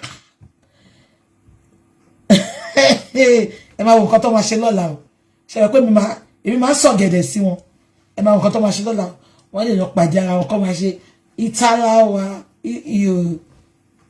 medicine after death the fact pé kò tiẹ̀ recognize ẹ̀yẹn ó ti show pé something is happening dáàdì dẹ̀ ti sọ wọ́n yìí máa fojú ajé kò ní sọ ẹ máa wò ó ti I'm waiting ṣe kò sí nǹkan tí mo sọ lórí íńtánẹ́ẹ̀tì tí ó kàn lọ́bẹ̀ I'm waiting. And I wanted to talk about this lady, Biodun Tasolano. Mo need evidence. Mo need the evidence pé àwọn Àṣànà ló ń bá ṣiṣẹ́. Please, ẹ kàn fún mi ní one evidence. I have my reasons. Mo ní fẹ́ jẹ́ kó jẹ́ pé evidence. A kàn sọ̀rọ̀ on assumption. Èmi ní reservation tèmi o. I have my own reservation. But mo kàn need evidence. I mean, please, I need an evidence. If some people can send the evidence to me. Okay, what's up to the only interview, Lola? Repetition, no one know where. Children, no, all is about repetition.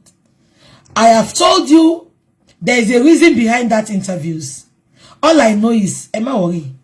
She's not going anywhere. She cannot get asylum because nobody is after her. The world know what is happening. Sherry sing and lobby anybody to ba fẹ́ gba visa loss anywhere in Nigeria, even anywhere. What in loss on social media sing? Kò ní di kó parọ́, they go on social media. What ti rí àfi tó bá sí lórí internet. Àfi tó bá rí sí lórí social media. Internet not in marry gbogbo nǹkan tó ń ṣe gbogbo activities ẹ. Torí ẹ ló ṣe pé kẹ́ máa wà careful pẹ̀lú nǹkan tẹ́ ń ṣe. So ẹ má worry gbogbo ite en panic pé ó fẹ́ fi interview já dúró ni. Ẹ má jẹ́ ká máa behave bí àwọn illiterate bí àwọn supporter ẹ. Kò possible. She's all over everywhere ní ọ̀rọ̀ ẹ wà. Àbí kò yé yín. Tó bá gbé gba Kútọ̀nù kan ibi kan ló máa gbà wọlé now. Àfi tó bá lọ ṣe face no surgery busy kaloma. Bó dẹ̀ ṣe no surgery àti rí pé cobra ni báwọn ẹ ṣe rí ni. Ṣé lọ sọ lánàá ṣá ṣé rí gbogbo bí tí mo ti ní kẹwò yẹn tẹ́ bá ń wò báyìí ó dàbí cobra.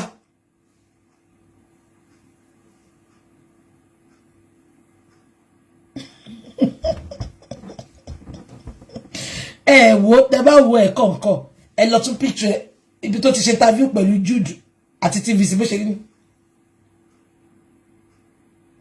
Orí yẹn wà lókè báyìí ọrùn yẹn wà nísàlẹ̀ báyìí.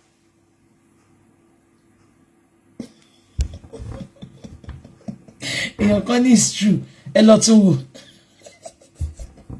Ẹ jẹ́ wa lọ a máa continue tó kù lọ láṣẹ gbọ́. Video yẹn kù díẹ̀ ó kù about 20 minutes. A máa wò tó kù lọ láṣẹ ti gbọ́. Màá tún bọ́ta lọ́la. Ẹ jẹ́ kó lọ ṣe ti BBC so a máa kó pọ̀ lọ́la. Àwa fi ṣe lọ́la máa jáde lọ́sàn láì má wọ̀rí.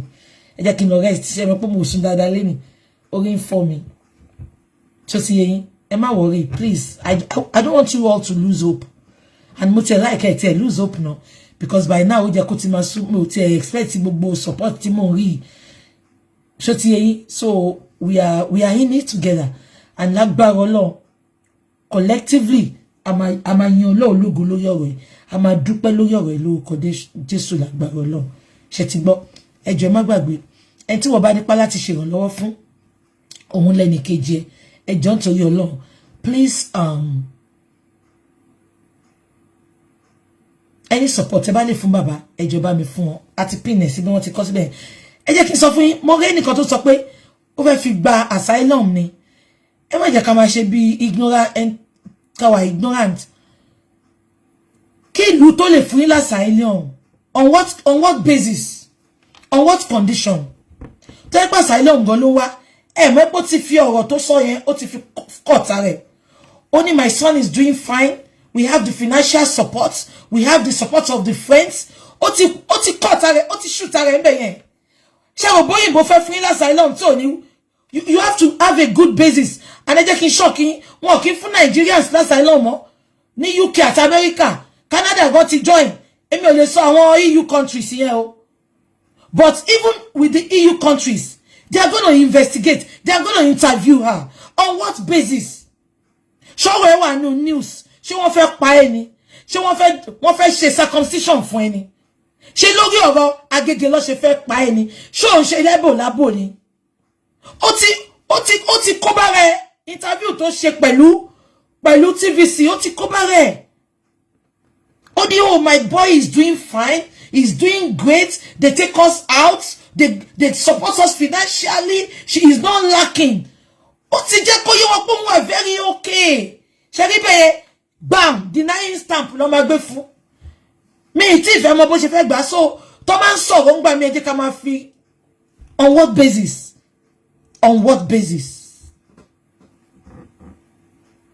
ìyá mi tó bá gba Libya gan láyọ̀ ló máa jẹ́ kó tó débi tó ń lọ ní ó máa kó sóní omi nìyẹn kó lọ bèrè lọ́wọ́ ọmọ tó ń lọ sí Libya náà ẹ jẹ́ kó lọ bí wọ́n náà ṣe báwọn ló wá ń sọ story wọn yẹn Libya yẹn gan dẹ̀ ló fi tiẹ̀ bí ènìyàn ṣòro wá jọ sá lọ Libya torí ẹ̀ náà ọdún kẹwàá tó ti wà bí ní kò tí ìwé gbà ènìyàn ṣòro tiẹ̀ ra máa fún kọ́ lọ́ máa jọ dóra wọn Libya ènìyàn ṣòro náà 10 years tó ti wà ní UK ní kò tí ìwé gbà orí adúró lóyìn wà so bí ẹ kó wà tènìyàn ṣòro kíkẹ̀rí mọ́ kó sọ fún wọn bó ṣe ń lọ Libya wọ́n gba Libya ẹ jẹ́ ká wá lọ àbí nǹkan tí mo sọ yé yín so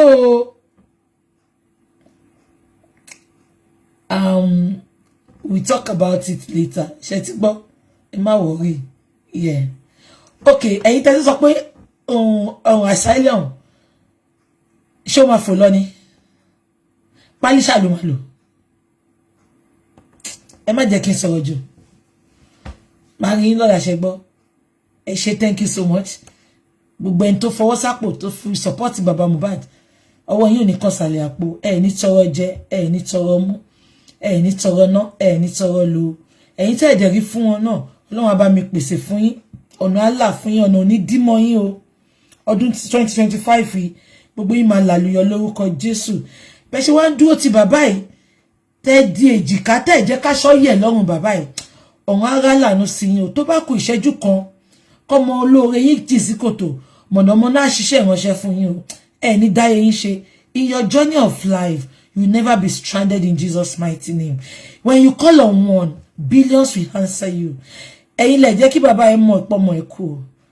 Ẹ̀yin lẹ dúró ti bàbá yìí o.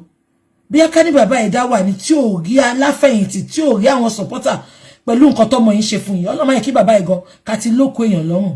Ṣùgbọ́n ẹ̀yin ni èjìká tẹ́ jẹ́ ká ṣọ́ bọ́ lọ́rùn ọmọ yìí. Ayé ò ní rìn yín ní wòwò. Ẹ ní mọ sáré ọmọ. Ayé ò ní bọ́ bàtọ̀ fọ̀sẹ́nà ọ̀nà yín. Wọn ò ní kí yín pẹ̀lẹ́ lórí nǹkan burúkú lórí ọmọ lórúkọ Jésù. Ẹ ṣé mo dúpẹ́ on behalf of Baba Mohbad, I say thank you so much. Thank you o. Ebi ò ní pa yín o. Ebi ò ní pa yín o. Bá ṣe ní Mohbad òkúkú tọ́jú ẹ̀ tó yìí náà. Ká ló wà láyé ni. Bó jẹ́ tọ́rọ́, bó jẹ́ 10,000, bó jẹ́ 20,000. Aṣá yìí máa fún kó fi jẹun. So ẹ jọ̀ọ́, ẹ má yẹ kí bàbá ẹ mọ àlá. Ẹ jọ̀ọ́. Anything. Just support him. At if you want number yesterday. And if you still need his account number, you can always call me. Tẹ́ bá rí ńbẹ̀. Ẹ jọ̀ọ́, ẹ ṣé mo dúpẹ́ o. Ọlọ́run ò ní rìn yín wòwò. Ẹ ní dáyé yín ṣe. Aláàánú á rọ̀gbà yín ká. You will never lack help. You will never lack helpers in your journey of life in Jesus' mighty name. Ọ̀sẹ̀ tuntun tá wá fẹ́ mú yín. Ọ̀sẹ̀ ayọ̀ ló máa jẹ́ fún yín. Ọ̀sẹ̀ ìgbéga, ọ̀sẹ̀ ìdùnnú. Lẹ́tà ayọ̀ tẹ́ ń retí náà. Phone call láyọ̀ yẹn. Email láyọ̀ tẹ́ ń expect yẹn. Ọlọ́run á jẹ́ kó bọ́ sí ire lórúkọ Jésù. Ọ̀sẹ̀ yìí, ọ̀sẹ̀ ọpẹ́, ọ̀sẹ̀ testimony ló máa jẹ́ fún yín. Lórúkọ Jésù, your expectations this week will not be cut short in the mighty name of Jesus. You never lack help and helpers. You never lack every good things of life in the mighty name of Jesus. Thank you so much. From the depths of my heart, I love you all. I love you all. God bless you all. Maturi, you know that shit, but me, I'll definitely come out tomorrow again. I love you all. I love you all. I love you all. God bless. Bye-bye. Bye Instagram. Bye Instagram. Bye. Bye YouTube. Bye YouTube. Bye. Bye. Bye Facebook. Mo kàn fẹ́ àwọn kan bínú bí báyìí. Mo ṣe show ni wọ́n bínú.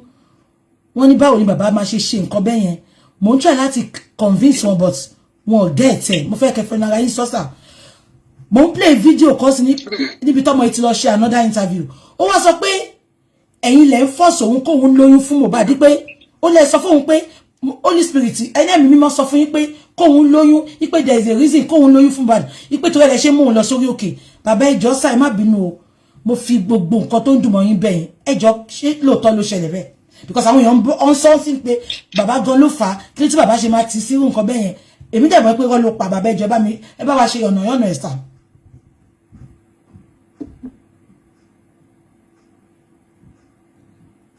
Ó ti wà lọ́dọ̀ ọmọ mi. Kí lẹ wí bàbá? Àrípa àgbọ̀pọ̀. Bàbá ẹ tún sọ kí ni yẹn break. Bàbá ẹ tún sọ sàn. Ó ti wà ní bí ọ̀dọ̀ ọmọ mi. Going to 2 years. Ẹgbọ́dún mẹ́ta ló sáì lọ́dọ̀ náà. Mo ti ń bá ń bẹ̀. Mo wá béèrè kí ló ṣẹlẹ̀. Ó wá ní àwọn òrò inú ní ni. Kí ni déètì ẹ̀ ní? Only today is wá jẹ́ kí ó máa bọ́ sí oṣù parí jọ yẹn. Oṣù keje.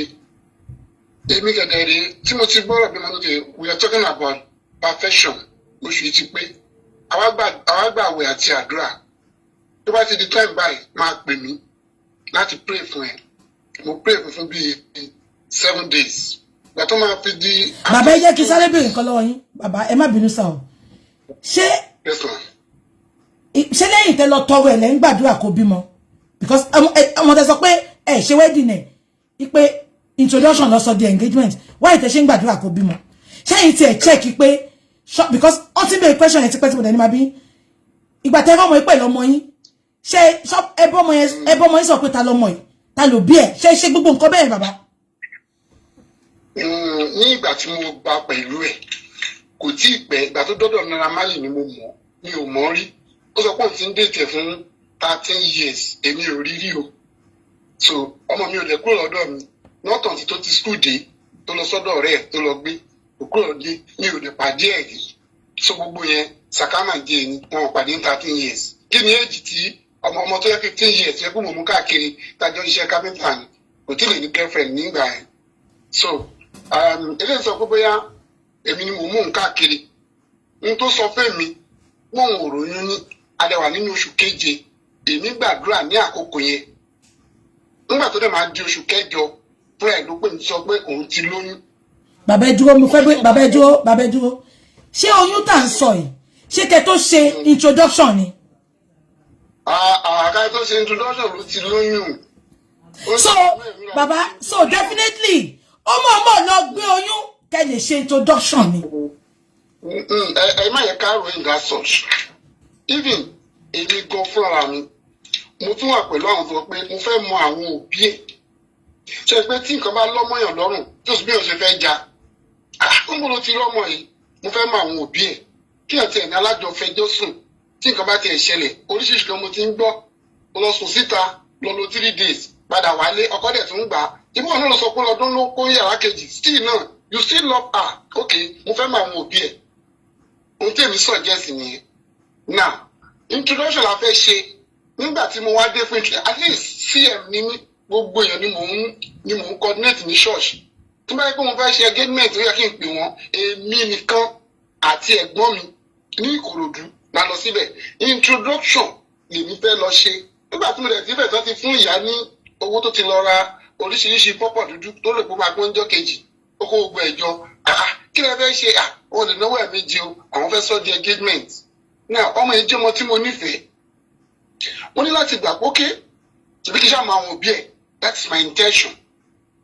A dẹ̀ débẹ̀ wọ́n dẹ̀ sọ pókè o nǹkan báyìí ni wọ́n ti dálẹ̀ even ọba gan ò lè ṣe introduction kó tó yẹ nílùú gbogbo ìlú wọn ti pé èmi àti ẹ̀gbọ́n mi ló kúrò ní Kòròdú kẹbàá mọ̀ pé mi ò mọ̀ wípé a fẹ́ ṣe engagement cm ní mí ó yẹ kí n lè pe àwọn adarí ìjọba gbà ọmọ mi fẹ́ ṣe nǹkan mi ì sọ fún ẹ̀dá àlàyé kan gbogbo àwọn ọ̀rẹ́ mi ló bínú nígbà tí mi ò mọ̀ introduction lèmi fẹ́ lọ ṣe àwọn tó bá dẹ̀ ń ṣe introduction ẹ tó jẹ́ ọ́tíjì yẹn bí gọgọgọ náà máa mú dání bẹ́ẹ̀ ti yá Mohbad ti pe gbogbo àwọn ẹbí tiwọn ṣé get mi. So bàbá nǹkan tẹ̀ sọ sí pé ìyá Mohbad mọ̀ nípa plan yẹn ẹ̀yin lẹ̀ mọ̀.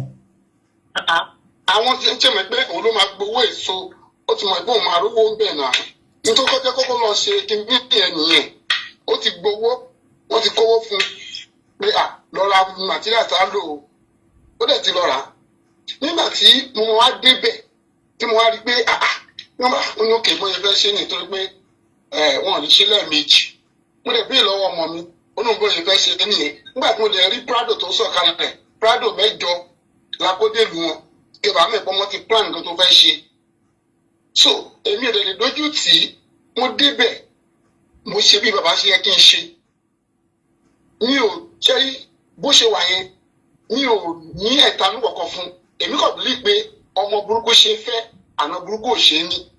Nígbà tí wọ́n wá dé ọ̀dọ̀ àwọn àna wọ́n mọ̀ pé àwọn àna gbogbo ló wá burú jáì at least tí èèyàn bá fẹ́ ọmọ burúkú tó bá ti pe àwọn òbí ẹ̀ wọ́n á fà á mọ́ra pé wọ́n ń ṣe bẹ́ẹ̀ nílé ẹgbẹ́ oṣù kéré wọ́n ń ṣe bẹ́ẹ̀ nílé ọkọ o nǹkan tí èmi rò nìyẹn láì mọ̀ wípé àwọn tó kónú Mohbad wọ́n kónú bàbá díẹ̀ sí bíbá yìí. À ń gbọ́ yín bàbá. Bàbá yẹn náà wọ́n ti kó fún tiẹ̀ lọ́sẹ̀ pé mo sọ pé wọ́n kó fún Mohbad dọ́sí wọ́n ní bàbá yẹn náà n tí mo mí Yorùbá ni mo lò àwọn tó ṣe Mohbad bẹ́ẹ̀ yẹn wọ́n ti ṣe bàbá yẹn náà bẹ́ẹ̀ bàbá yẹn ò ní láárí kankan. Ẹ lọ béèrè ilẹ̀ tí Mohbad rà sí ìlú wọn wọ́n ṣẹ̀ṣẹ̀ lọ fi ń kọ́lé fún 2 acre. Ẹ má jẹ́ kí n sọ̀rọ̀ pọ̀. Bàbá ẹ dúró bàbá mo fẹ́ bí bàbá ẹ dúró mọ́ǹtì wo ló ní kẹ́ gbàdúrà fóun mọ́ǹtì wo ló sọ fún pé òun lóyún. Na oṣù keje. That is July. Then August ló pè mí pé òun ti miss period òun dẹ̀ ti confirm ẹ̀. Again bàtọ́ dẹ̀ máa fi di around is it not November end to Jan brother ìgbé December na get date yẹn ṣá lánàá fẹ́ lọ ṣe introduction wọ́n sọ di engagement. Bàbá ẹ má bínú ẹ jẹ́ kí n hack sí yín ní nǹkankan ìgbà tí ọmọ yìí sọ fún yín pé ọmọ yìí ó máa ń lọ ọjọ́ 3 ọjọ́ 4 ó máa lọ sùn sótẹ́ẹ̀lì ọmọ yìí dẹ̀ wá sọ pé òun fẹ́ fẹ́ ru ọmọ bẹ́ẹ̀ yẹn bàbá ṣé kò jẹ́ kẹ́ ẹ̀yin òfin pò jẹ́ kẹ́ bá sọ̀rọ̀ àbí kẹ́ gbàdúrà sí èyí tẹ́ fi sọ pé ọmọ burúkú ṣe fẹ́ àná burúkú ni ò ṣe ní. Ṣé rí èèyàn tó fẹ́ yàn àwọn kinní kan wà tó yẹ pé àwọn òbí wọn ní agbára lórí ẹ̀. Ok, ṣe bẹ́ẹ̀ ni mo fẹ́ ya Mohbad, mo ti yan ohun tí mo fẹ́ yàn, òun náà dẹ̀ ti mú tiẹ̀, ṣùgbọ́n kọ́ ọlọ́run máa yẹ kíyàn ṣìrìn. ṣùgbọ́n ọ̀rẹ́ lòun àti kí lórúkọ ẹ̀ prime boy, ṣùgbọ́n jọ rí wọn náà ni prime boy ló lè pèsè ògbà tí wọ́n pàdé. So mi ò rí rí not until tí ọmọ yẹn wá ṣèdúpẹ́ pé Naira Marley sáyìn. So ohun kìíní dẹ̀ ti wọra, ohun tó ń ṣe ọmọ yìí is beyond natural. Gẹ́gẹ́ bí òbí bí bàbá wọ́n gbìyànjú, ẹgbẹ́ ń tọpọ́ nínú àwọn ìyànjú mi. Nígbà tí mo rí àwọn kan tó ń lọ bí eléyìí, mo pinnu ọjọ́ kan pé ibi tí mo ti wá àyàndè náà ó dáa, mo pinnu Naira Marley, mo ń gbé ọmọ yìí kúrò nílé mi, mo ń gbé ọmọ yìí lọ, mo dé orí bíríìjì Tọ́mílán bíríìjì, ìyá Mohbad gba ọmọ yìí lọ́wọ́ mi. Àwọn èdè tó pè fún mi níjọ́ yẹn ni pé ọmọ òun ò lè lọ sí ọ̀dọ̀ orogún, ṣẹ̀gbọ́n nǹkan ló wà lé mi. Bàbá how old ni Mohbad nígbà tẹ́ ń sọ yìí? Ìgbà tẹ́ ń gbé Mohbad lọ, how old ni? N tí mo sọ yìí kò ju gbogbo tí ó ṣẹlẹ̀ sí yẹn kò ju èyí ẹ̀ síra wọn tó fi lọ yìí. Ibi ẹ̀ rí pé ilé tí wọ́n kó lọ sí gan, mi ò tí ì lò ju oṣù mẹ́fà ń bẹ̀. Ilé yẹn màá sọ fún mi pé ẹ̀ẹ̀mejì ni mo débẹ̀, ẹlẹ́ẹ̀kẹta nígbà tó kú. Torí ọkàn mi ò lọ síbẹ̀, torí pé kò gbọ́rọ̀ sí mi lẹ́nu láti tó bá máa kó kúrò tó wà yìí.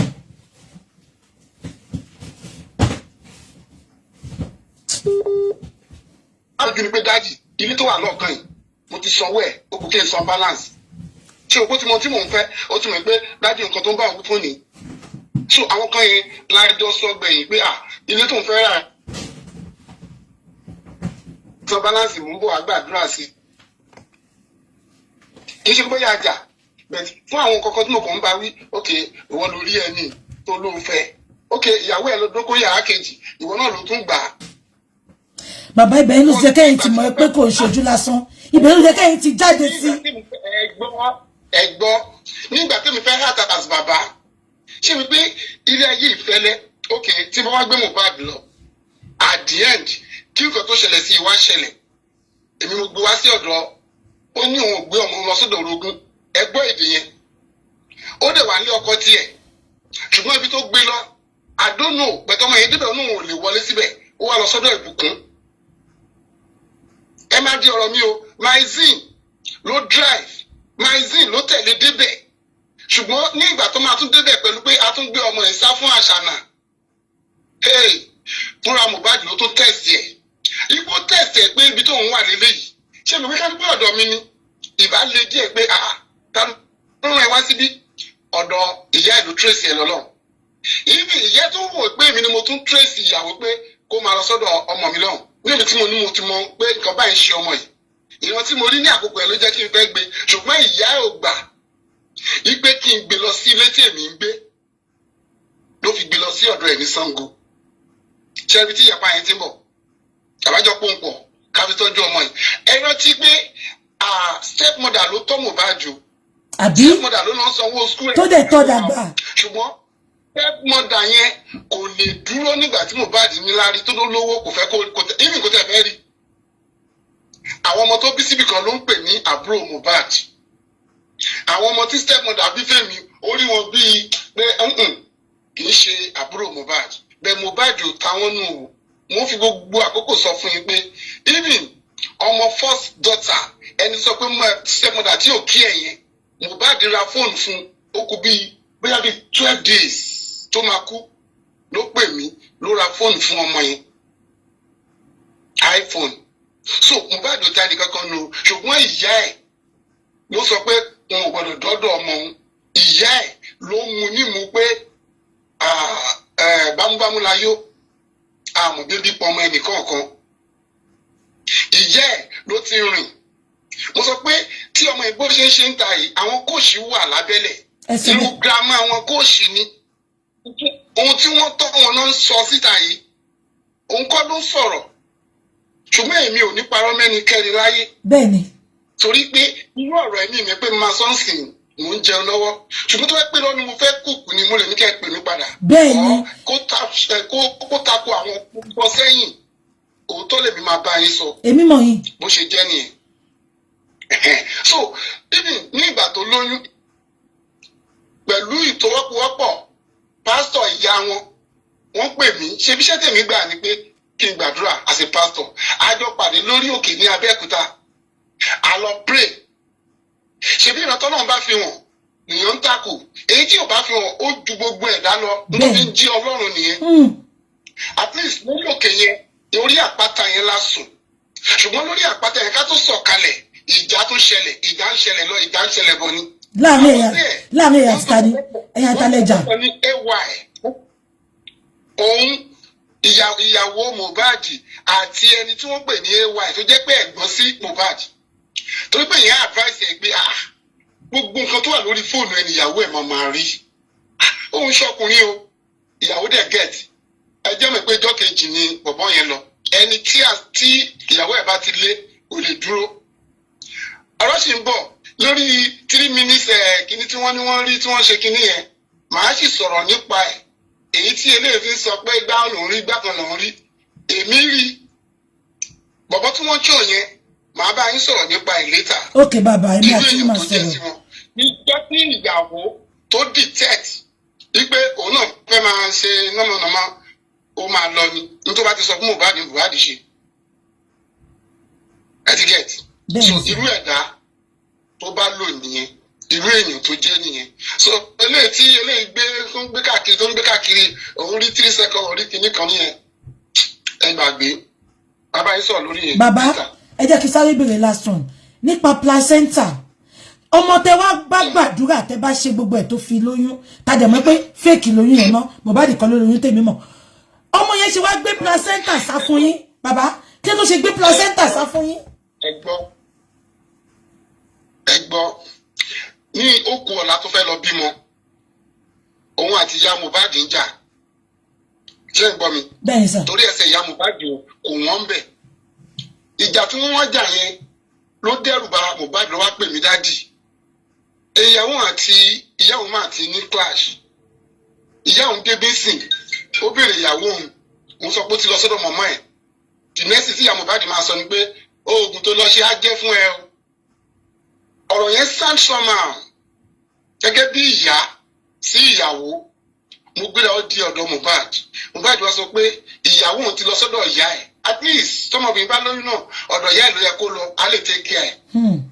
mo wá lọ sí ilé wọn ní òru òkú ọ̀la tó máa bímọ mo gbàdúrà fún kò síjà láàrin wa lóde wálé nígbà tó máa di ọjọ́ kejì ọmọ mi ló pè mí fún ara ẹ̀ pé òun ti bímọ dádì báwo ni placenta ń bó tó tiẹ̀ bímọ sí torí ilé alágbóná bímọ sí kò jìnnà sí ilé ọ̀dọ̀ mi máa gbé placenta bọ̀ nígbà tó di 10 minutes to the time ó ní wọ́n ti gba placenta o ibi tẹ́ ń gbé wọ́n tálọ̀ gbogbo bẹ̀ ni kò síbi náà lè sí placenta sí èmi ò tẹ́ ẹ̀ ká sí not until tí a jọ pàdé ní corona ló wá ń sọ fún mi pé torí pé wọn ò gbé placenta fún mi that is the reason tí wọn àtẹ̀mí fi ń jà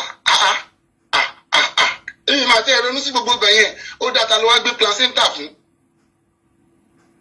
ibi tí a ti bẹ̀rẹ̀ sí sọ̀rọ̀ nípa DNA nìyẹn ọkàn mi ò lọ síbẹ̀ àwọn tó wà níta bóyá ó ti sọ àṣírí kan fáwọn yẹn ni àwọn yẹn ti ń gbé káàkiri ọkàn mi ò lọ náà tàn tí tó ń fèsì mi báyìí pé torí pé wọn ò gbé placenta fún mi wọ́n mi mú jẹun lọ́wọ́.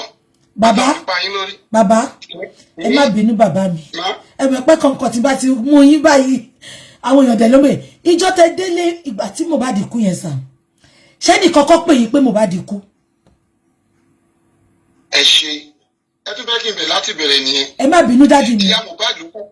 ìyá Mohbad ló pè mí pé ọmọ mi wà lọ́sibítù bó ṣe pè mí yẹn tó máa bá wà lọ́sibítù kò yẹ kó tó yẹn ìdíwé tó fi pè ní ìpè ìjáyà ó dáa jẹ́ ká pàdé ní bus stop ọ̀dọ̀ òjìnà sọ́dọ̀ mi kájọ lọ mo dẹ̀ lọ dúró sí bus stop yẹn ó ti tún gbé èèyàn kan sẹ́yìn tó jẹ́ pè ní ìyá Túndé àwọn méjèèjì wọn ò wá wo ọ̀dọ̀ mi ṣe bóun ló sọ pé kí n dúró sí bus stop wọn wá kọjú sí ẹ̀gbẹ́ kejì àwọn méjèèjì ó ti yẹ kí èèyàn kan kọjú sí èmi àti ẹ ló sọ̀rọ̀ àwọn pípì ló ń lọ yìí ìpè tó dẹ̀ pè mí ìpè ìjáya ni ó dáa ń bá wo ẹnìkan ládùúgbò pé ó yá mọ́tò yìí nu mọ́tò pick-up wọn yá máa tẹ̀lé wọn ṣe pé ọ̀kadà máa yára ju mọ́tò mo tún pè ya Mohbad wọn gbé kọ now wọn wá ti dórí omi ó kù èèyàn kan èmi ti pẹ́ kí èmi tó débẹ̀ ẹnìkan tó kù yẹn ló jẹ́ kí n lè bá wọn níbi tí mo ti ń gba nǹkan tí màá fi wọ orí omi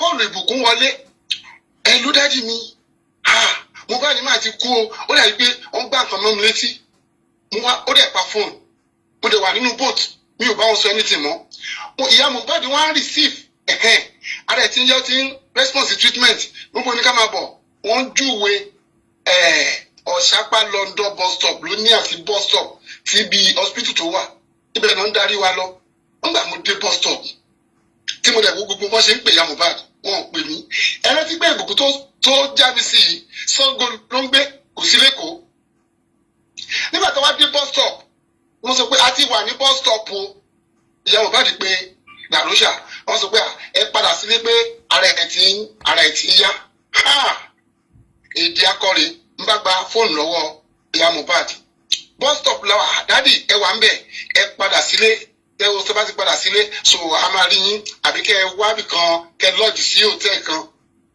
èmi mo sọ fún ìyá Mohbad pé ọmọ yìí ti kú torí èdè tí wọ́n lò pé ara ẹ̀ ti yá o ó ti ń response treatment bus stop tí a wà yẹn ó fẹ́ẹ́ tì mí sí kọ́tà kò jẹ́ kí èmi lè sọ pé bóyá ó ti gbọ́ tẹ́lẹ̀ ní òun parọ́ mọ́yàn ibẹ̀ yẹn láti pinnu gbókè à ń padà sílé tí Mohbad ń gbé láti bẹ̀rẹ̀ nìkan bí aago 7 ká tó dé ọ̀dọ̀ ilé tí Mohbad ń gbé ó ti di tó 10 ilẹ̀ ti ṣú torí ó drop bọ̀ lọ́nà àwọn mọ́tò ni ṣùgbọ́n tí màá fi débẹ̀ irú nọ́ọ̀sì sọ pé mo rí sí mi ò rí nọ́ọ̀sì rí o èmi àti nọ́ọ̀sì ò sọ̀rọ̀ rí o ìyàwó ni mo béèrè lọ́wọ́ kí ló ṣọkọ ẹ tó ní ó rí àti sí treatment ni ẹ máa gbé lọ sékìtì ṣé ọ̀rọ̀ tó sọ ẹ ṣó jọra wọn.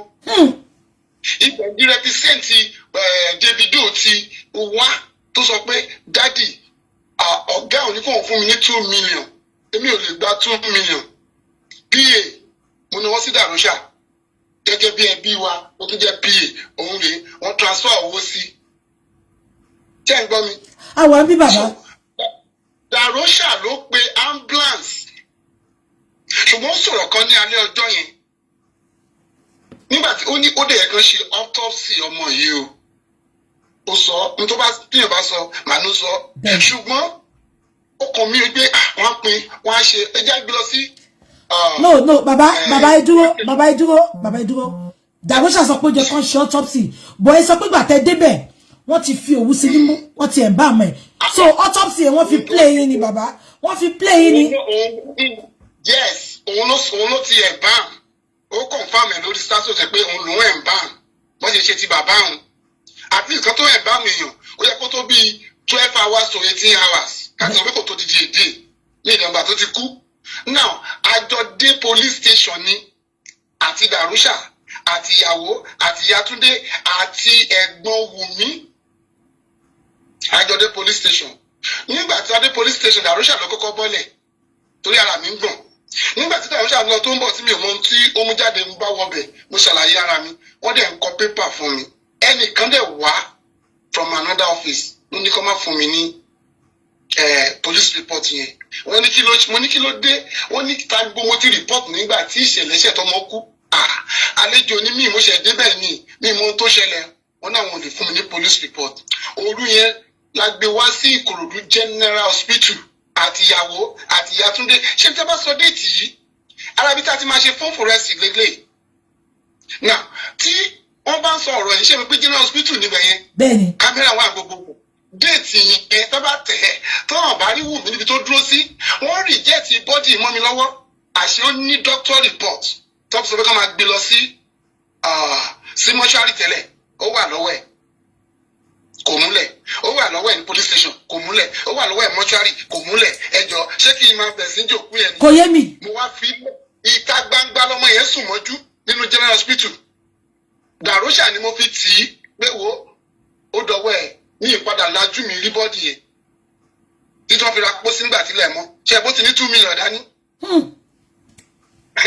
So mi ò lè lajú rí gẹ́gẹ́ bí Yorùbá tí wọ́n fi sí kọ́nà bí tí wọ́n fi mí sí bí síìtì kẹta síbẹ̀ mi ò gbọ́dọ̀ lajú rí gẹ́gẹ́ bí bàbá sọmọ but nígbà tí wọ́n sin tán àwọn tí wọ́n bá mi ibi tí mo wà even ọjọ́ yẹn nígbà tí ìyàwó dé wọ́n mú ìyàwó wá bá mi ibi tí mo wà mo tún ṣàdúrà fún ni mi ò ronú. bàbá ẹ jẹ́ kí n sáré sọ kankan bẹ ibi àdúrà tẹ̀sán yẹn ó nígbà tóun débi tó ti fẹ́ sí Mohbad ó ní ẹ̀yin àti ìyàwó ó ní girlfriend yìí lẹ́ni yẹn ó ní ẹ close pé ẹni relationship moment tó ń sọ ó ní ẹjọ́ plan ẹ fẹ́ kidnap Liam lọ́wọ́ wọn ó lóun láti gbé Liam sínú nylon bag láti sá lọ́mẹ̀ bàbá kí ló ẹ mọ̀ mọ́ ẹ lè má rí ná so ẹ gbàdúrà fún ìgbà tó wá. àbí kí ló fẹ́ ṣe. ó wá sọ pé ó ní ẹ fẹ́ kidnap ọmọ mọ́hun lọ́wọ́. ẹ wò ó mọ́mì kò sí tó jọ bẹ́ẹ̀. èmi náà mọ̀. kidnap ọmọ ẹ̀yin ò mọ̀ wípé n tó ń ṣẹlẹ̀ isma ibi tí bá dictate pé ọmọ mi lọ́mọ yìí mo máa tún padà sue wọn because ọmọ yẹn náà ń gbé kọ́rùn kì í náà lọ fi ń ṣe ṣóun bàdàn kí ni èjì ẹ̀ ọmọ oṣù 5 náà ń gbé lọ sí ṣóun tó ti lè sọ ìgò. ṣé mi pé gbogbo tí wọ́n ṣe ìyẹn tó bá jí ọmọ mi mo gbọ́dọ̀ mọ̀ tí n bọ́ pé kí ni ìṣẹ̀lẹ̀ sí èmi bàbá Mohbad máa ṣe ju kan tí mò ń ṣe lọ. à ń sọ̀rọ̀ nípa ìjẹ́ tó bá jí ọmọ mi ní ọmọ yìí gbogbo bí tí wọ́n gbé dé yẹn lọ́ máa ti sùn wọn pé ohun tó lọ fi ṣe láàárín ṣé èjì ọmọ yẹn wà níbi tó ti ń gbé kọ́rùn kiri. mọ́mí ẹ bá jẹ́ kí n sọ̀rọ̀ pọ̀ jù mò ń jẹun lọ́wọ́. ẹ ṣe sà ọlọ́run á pọ́n yín lé sà ọlọ́run á rẹ̀ yín lẹ́kún nǹkan tí Mohbad ò dúró ṣe fún yín gbogbo àwọn ọmọ yín orí social media a máa ṣe fún yín lórúkọ Jésù ọlọ́run á dúró tì í mo mọ̀ pé a lè replace Mohbad o ṣùgbọ́n ọlọ́run á replace ẹ̀ nínú ọkàn yín lórúkọ Jésù ẹ wá ní lose ọmọ kankan mọ́ bó ti wù kẹ́ pẹ́ láyé mọ́ ojú yín ò ní rí bí mọ́ lórúkọ Jésù bàbá máa pè yín tí má ṣe tán ẹ pẹ̀lẹ́ sà ẹ sà bàbá ẹ sà. kí la tún fẹ́ gbọ́ kí la tún fẹ́ gbọ́. If you all notice that I don't like calling Baba because I just want him to be because I know I was not there when it happened, yeah?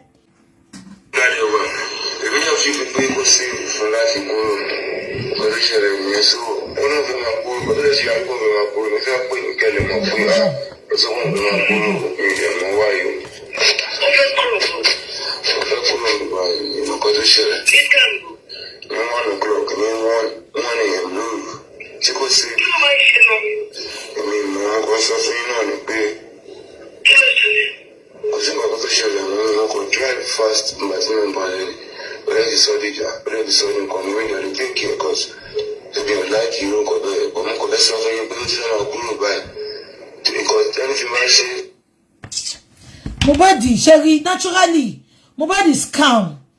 Looking at Mohbad, bàbá ẹ̀ ló jọ. Ẹ wo bó ṣe ń sọ̀rọ̀. Mohbad ló nífẹ̀ẹ́ ọmọ yóò nífẹ̀ẹ́. Ẹ wo bọ́mọ yìí ṣe fìyà jẹ fẹ́ Mohbad. Ẹ mà ní ṣobìnrin nífẹ̀ẹ́ ẹ̀yin ọkùnrin. Ẹ̀yin obìnrin náà ní ṣọkùnrin nífẹ̀ẹ́. Ẹ wo bó ṣe ń sọ̀rọ̀. Ó ní mo drive fast. Ẹ lè imagine tọ́mọ yìí fi lè sọ pé òun fẹ́ kúrò nílé lágo kan. Ìtorí Mohbad drive fast. Ẹ mọ̀ nǹkan tó máa fojú Mohbad rí inú ilé. Ẹ mọ̀ nǹkan tó máa fojú Mohbad rí inú ilé. Ó bí Mohbad ṣe ń sọ̀rọ̀. Ó ti pin ọmọ yìí lẹ́mìí.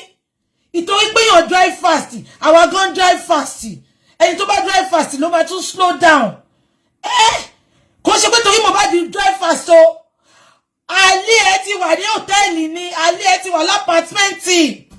Mo ti sọ fún yín pé tó bá ti fẹ́ lọ báàlì ẹ̀ ló máa ń dájà lẹ̀. Báwo ló ṣe máa sọ pé torí Mohbad drive fast ó fẹ́ kúrò nílé lágo kan. Bàbá ọmọ ẹ ti wà lọ́tẹ́ẹ̀lì ni. Àṣànà bí àdúrà ya Mohbad. Ọmọ ẹ ò ní kú kò ní rùn. Ṣùgbọ́n irú ìyàwó bíi tiẹ̀ lọ́lọ́ máa bá mi fún. Irú ìyàwó bíi tiẹ̀ a máa ṣe wedding yẹn ní 5 continents. Irú ìyàwó bíi tiẹ̀ irú obìnrin tó jẹ́ sí Mohbad irú obìnrin yẹn lọ́wọ́ máa bá mi fọ́mọ ẹ lórúkọ Jésù. Kò ń ṣe pé rárá ní aago kan ẹ̀yin abiyamọ ayé ẹgbà mi aago kan ṣe pé bàbá ò parọ́. This is just to buttress baba's contribution. Bàbá sọ pé every 3 nights ló bá ń jáde. Tí bàbá ọmọ ẹ bá ti wà ń táwọn ni. Wọ́n ṣà lọ top up òbò. Ṣé bẹ́ẹ̀ gbọ́ nǹkan tí bàbá sọ? Bàbá láwọn ò bàjà. Ìgbà tó fẹ́ bímọ, èdè Èkó tó bímọ, bàbá láwọn lọ gbàdúrà fún. Òun àti ìyá Mohbad ń jà. Bàbá láwọn làwọn parí ìjà yẹn. The second day, wọ́n wá ní kó gbé placenta wá. Wọ́n ní tó ní placenta tí wá gba placenta. Bàbá yẹn ló wá blackmail lẹ́ni tó ní ó ń wá property. Gbọ́ nǹkan tí bàbá sọ ni. Bàbá ní stepmother tó tọ́jú Mohbad, ó kó ẹ̀yìn ẹ̀ tó jẹ́ pé kò fẹ́ kó tọ́jú màmá yẹn àtàwọn ọmọ ẹ̀. Ẹ̀yin ọkùnrin, mi gbọ́ nǹkan tó lè jẹ́ láyé yìí. Ṣé fẹ́ gbọ́? Kò bá jẹ́ ìgbálẹ̀ lóbìnrin yẹn ń tà, jẹ́ kó níṣẹ́ lọ́wọ́. Má lọ mú ọmọ lórí to go. Gbogbo lórí búkọ ọmọ ló kórí to go. Òbò to go. Òbò tó ń pín kiri lẹ́kí ni. Àwọn ọmọ tí to go bá bí, ọmọ àlè ló ń bíjọ. Má lọ mú ọmọ lórí to go. Orí burúkú ọmọ ló kórí to go. Ó pé bàbá kan gbàdúrà fún ẹ ní 7th month. Ó pè ní 3 months after olóòtí lóyún. Mo máa pe bàbá tí bá ṣe tán. Mo máa gbé mathematics yẹn. Mo máa gbé wá fẹ́yìn tẹ́ mo yún kà. A máa work ẹ̀.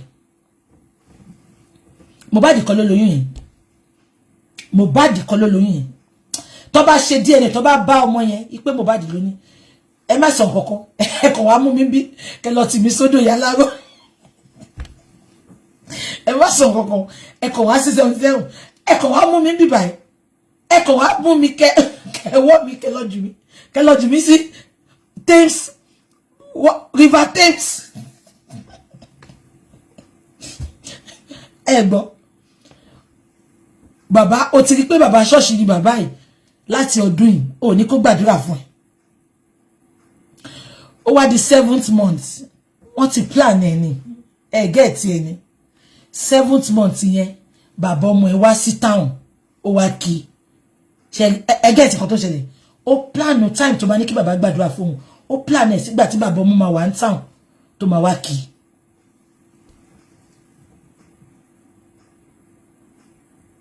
Òun ni lady yẹn bèrè. Ṣé wọ́n ti pé lady yẹn bèrè? Lady TVC yẹn bèrè statement kan. Only we heard that when you were in relationship, you left the relationship and you went to date another man. Ẹ gbọ́dọ̀ tó pa. Ó nígbà yẹn àwọn ò tí serious. Baba go nice. Baba ní Ashana. Èmi àti baba, ewé ti pẹ́ lára ọṣẹ èmi àti wọn àti dọṣẹ. Baba ní Ashana.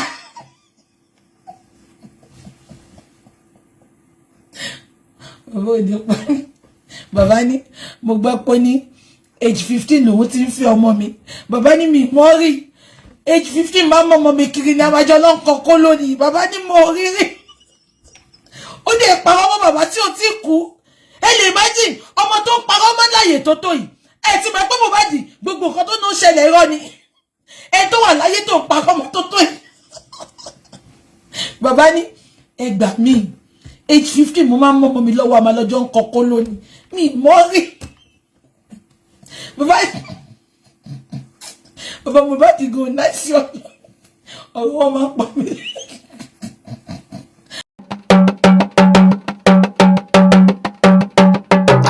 TV, ojú wa tó lé, ojú wa tó kó.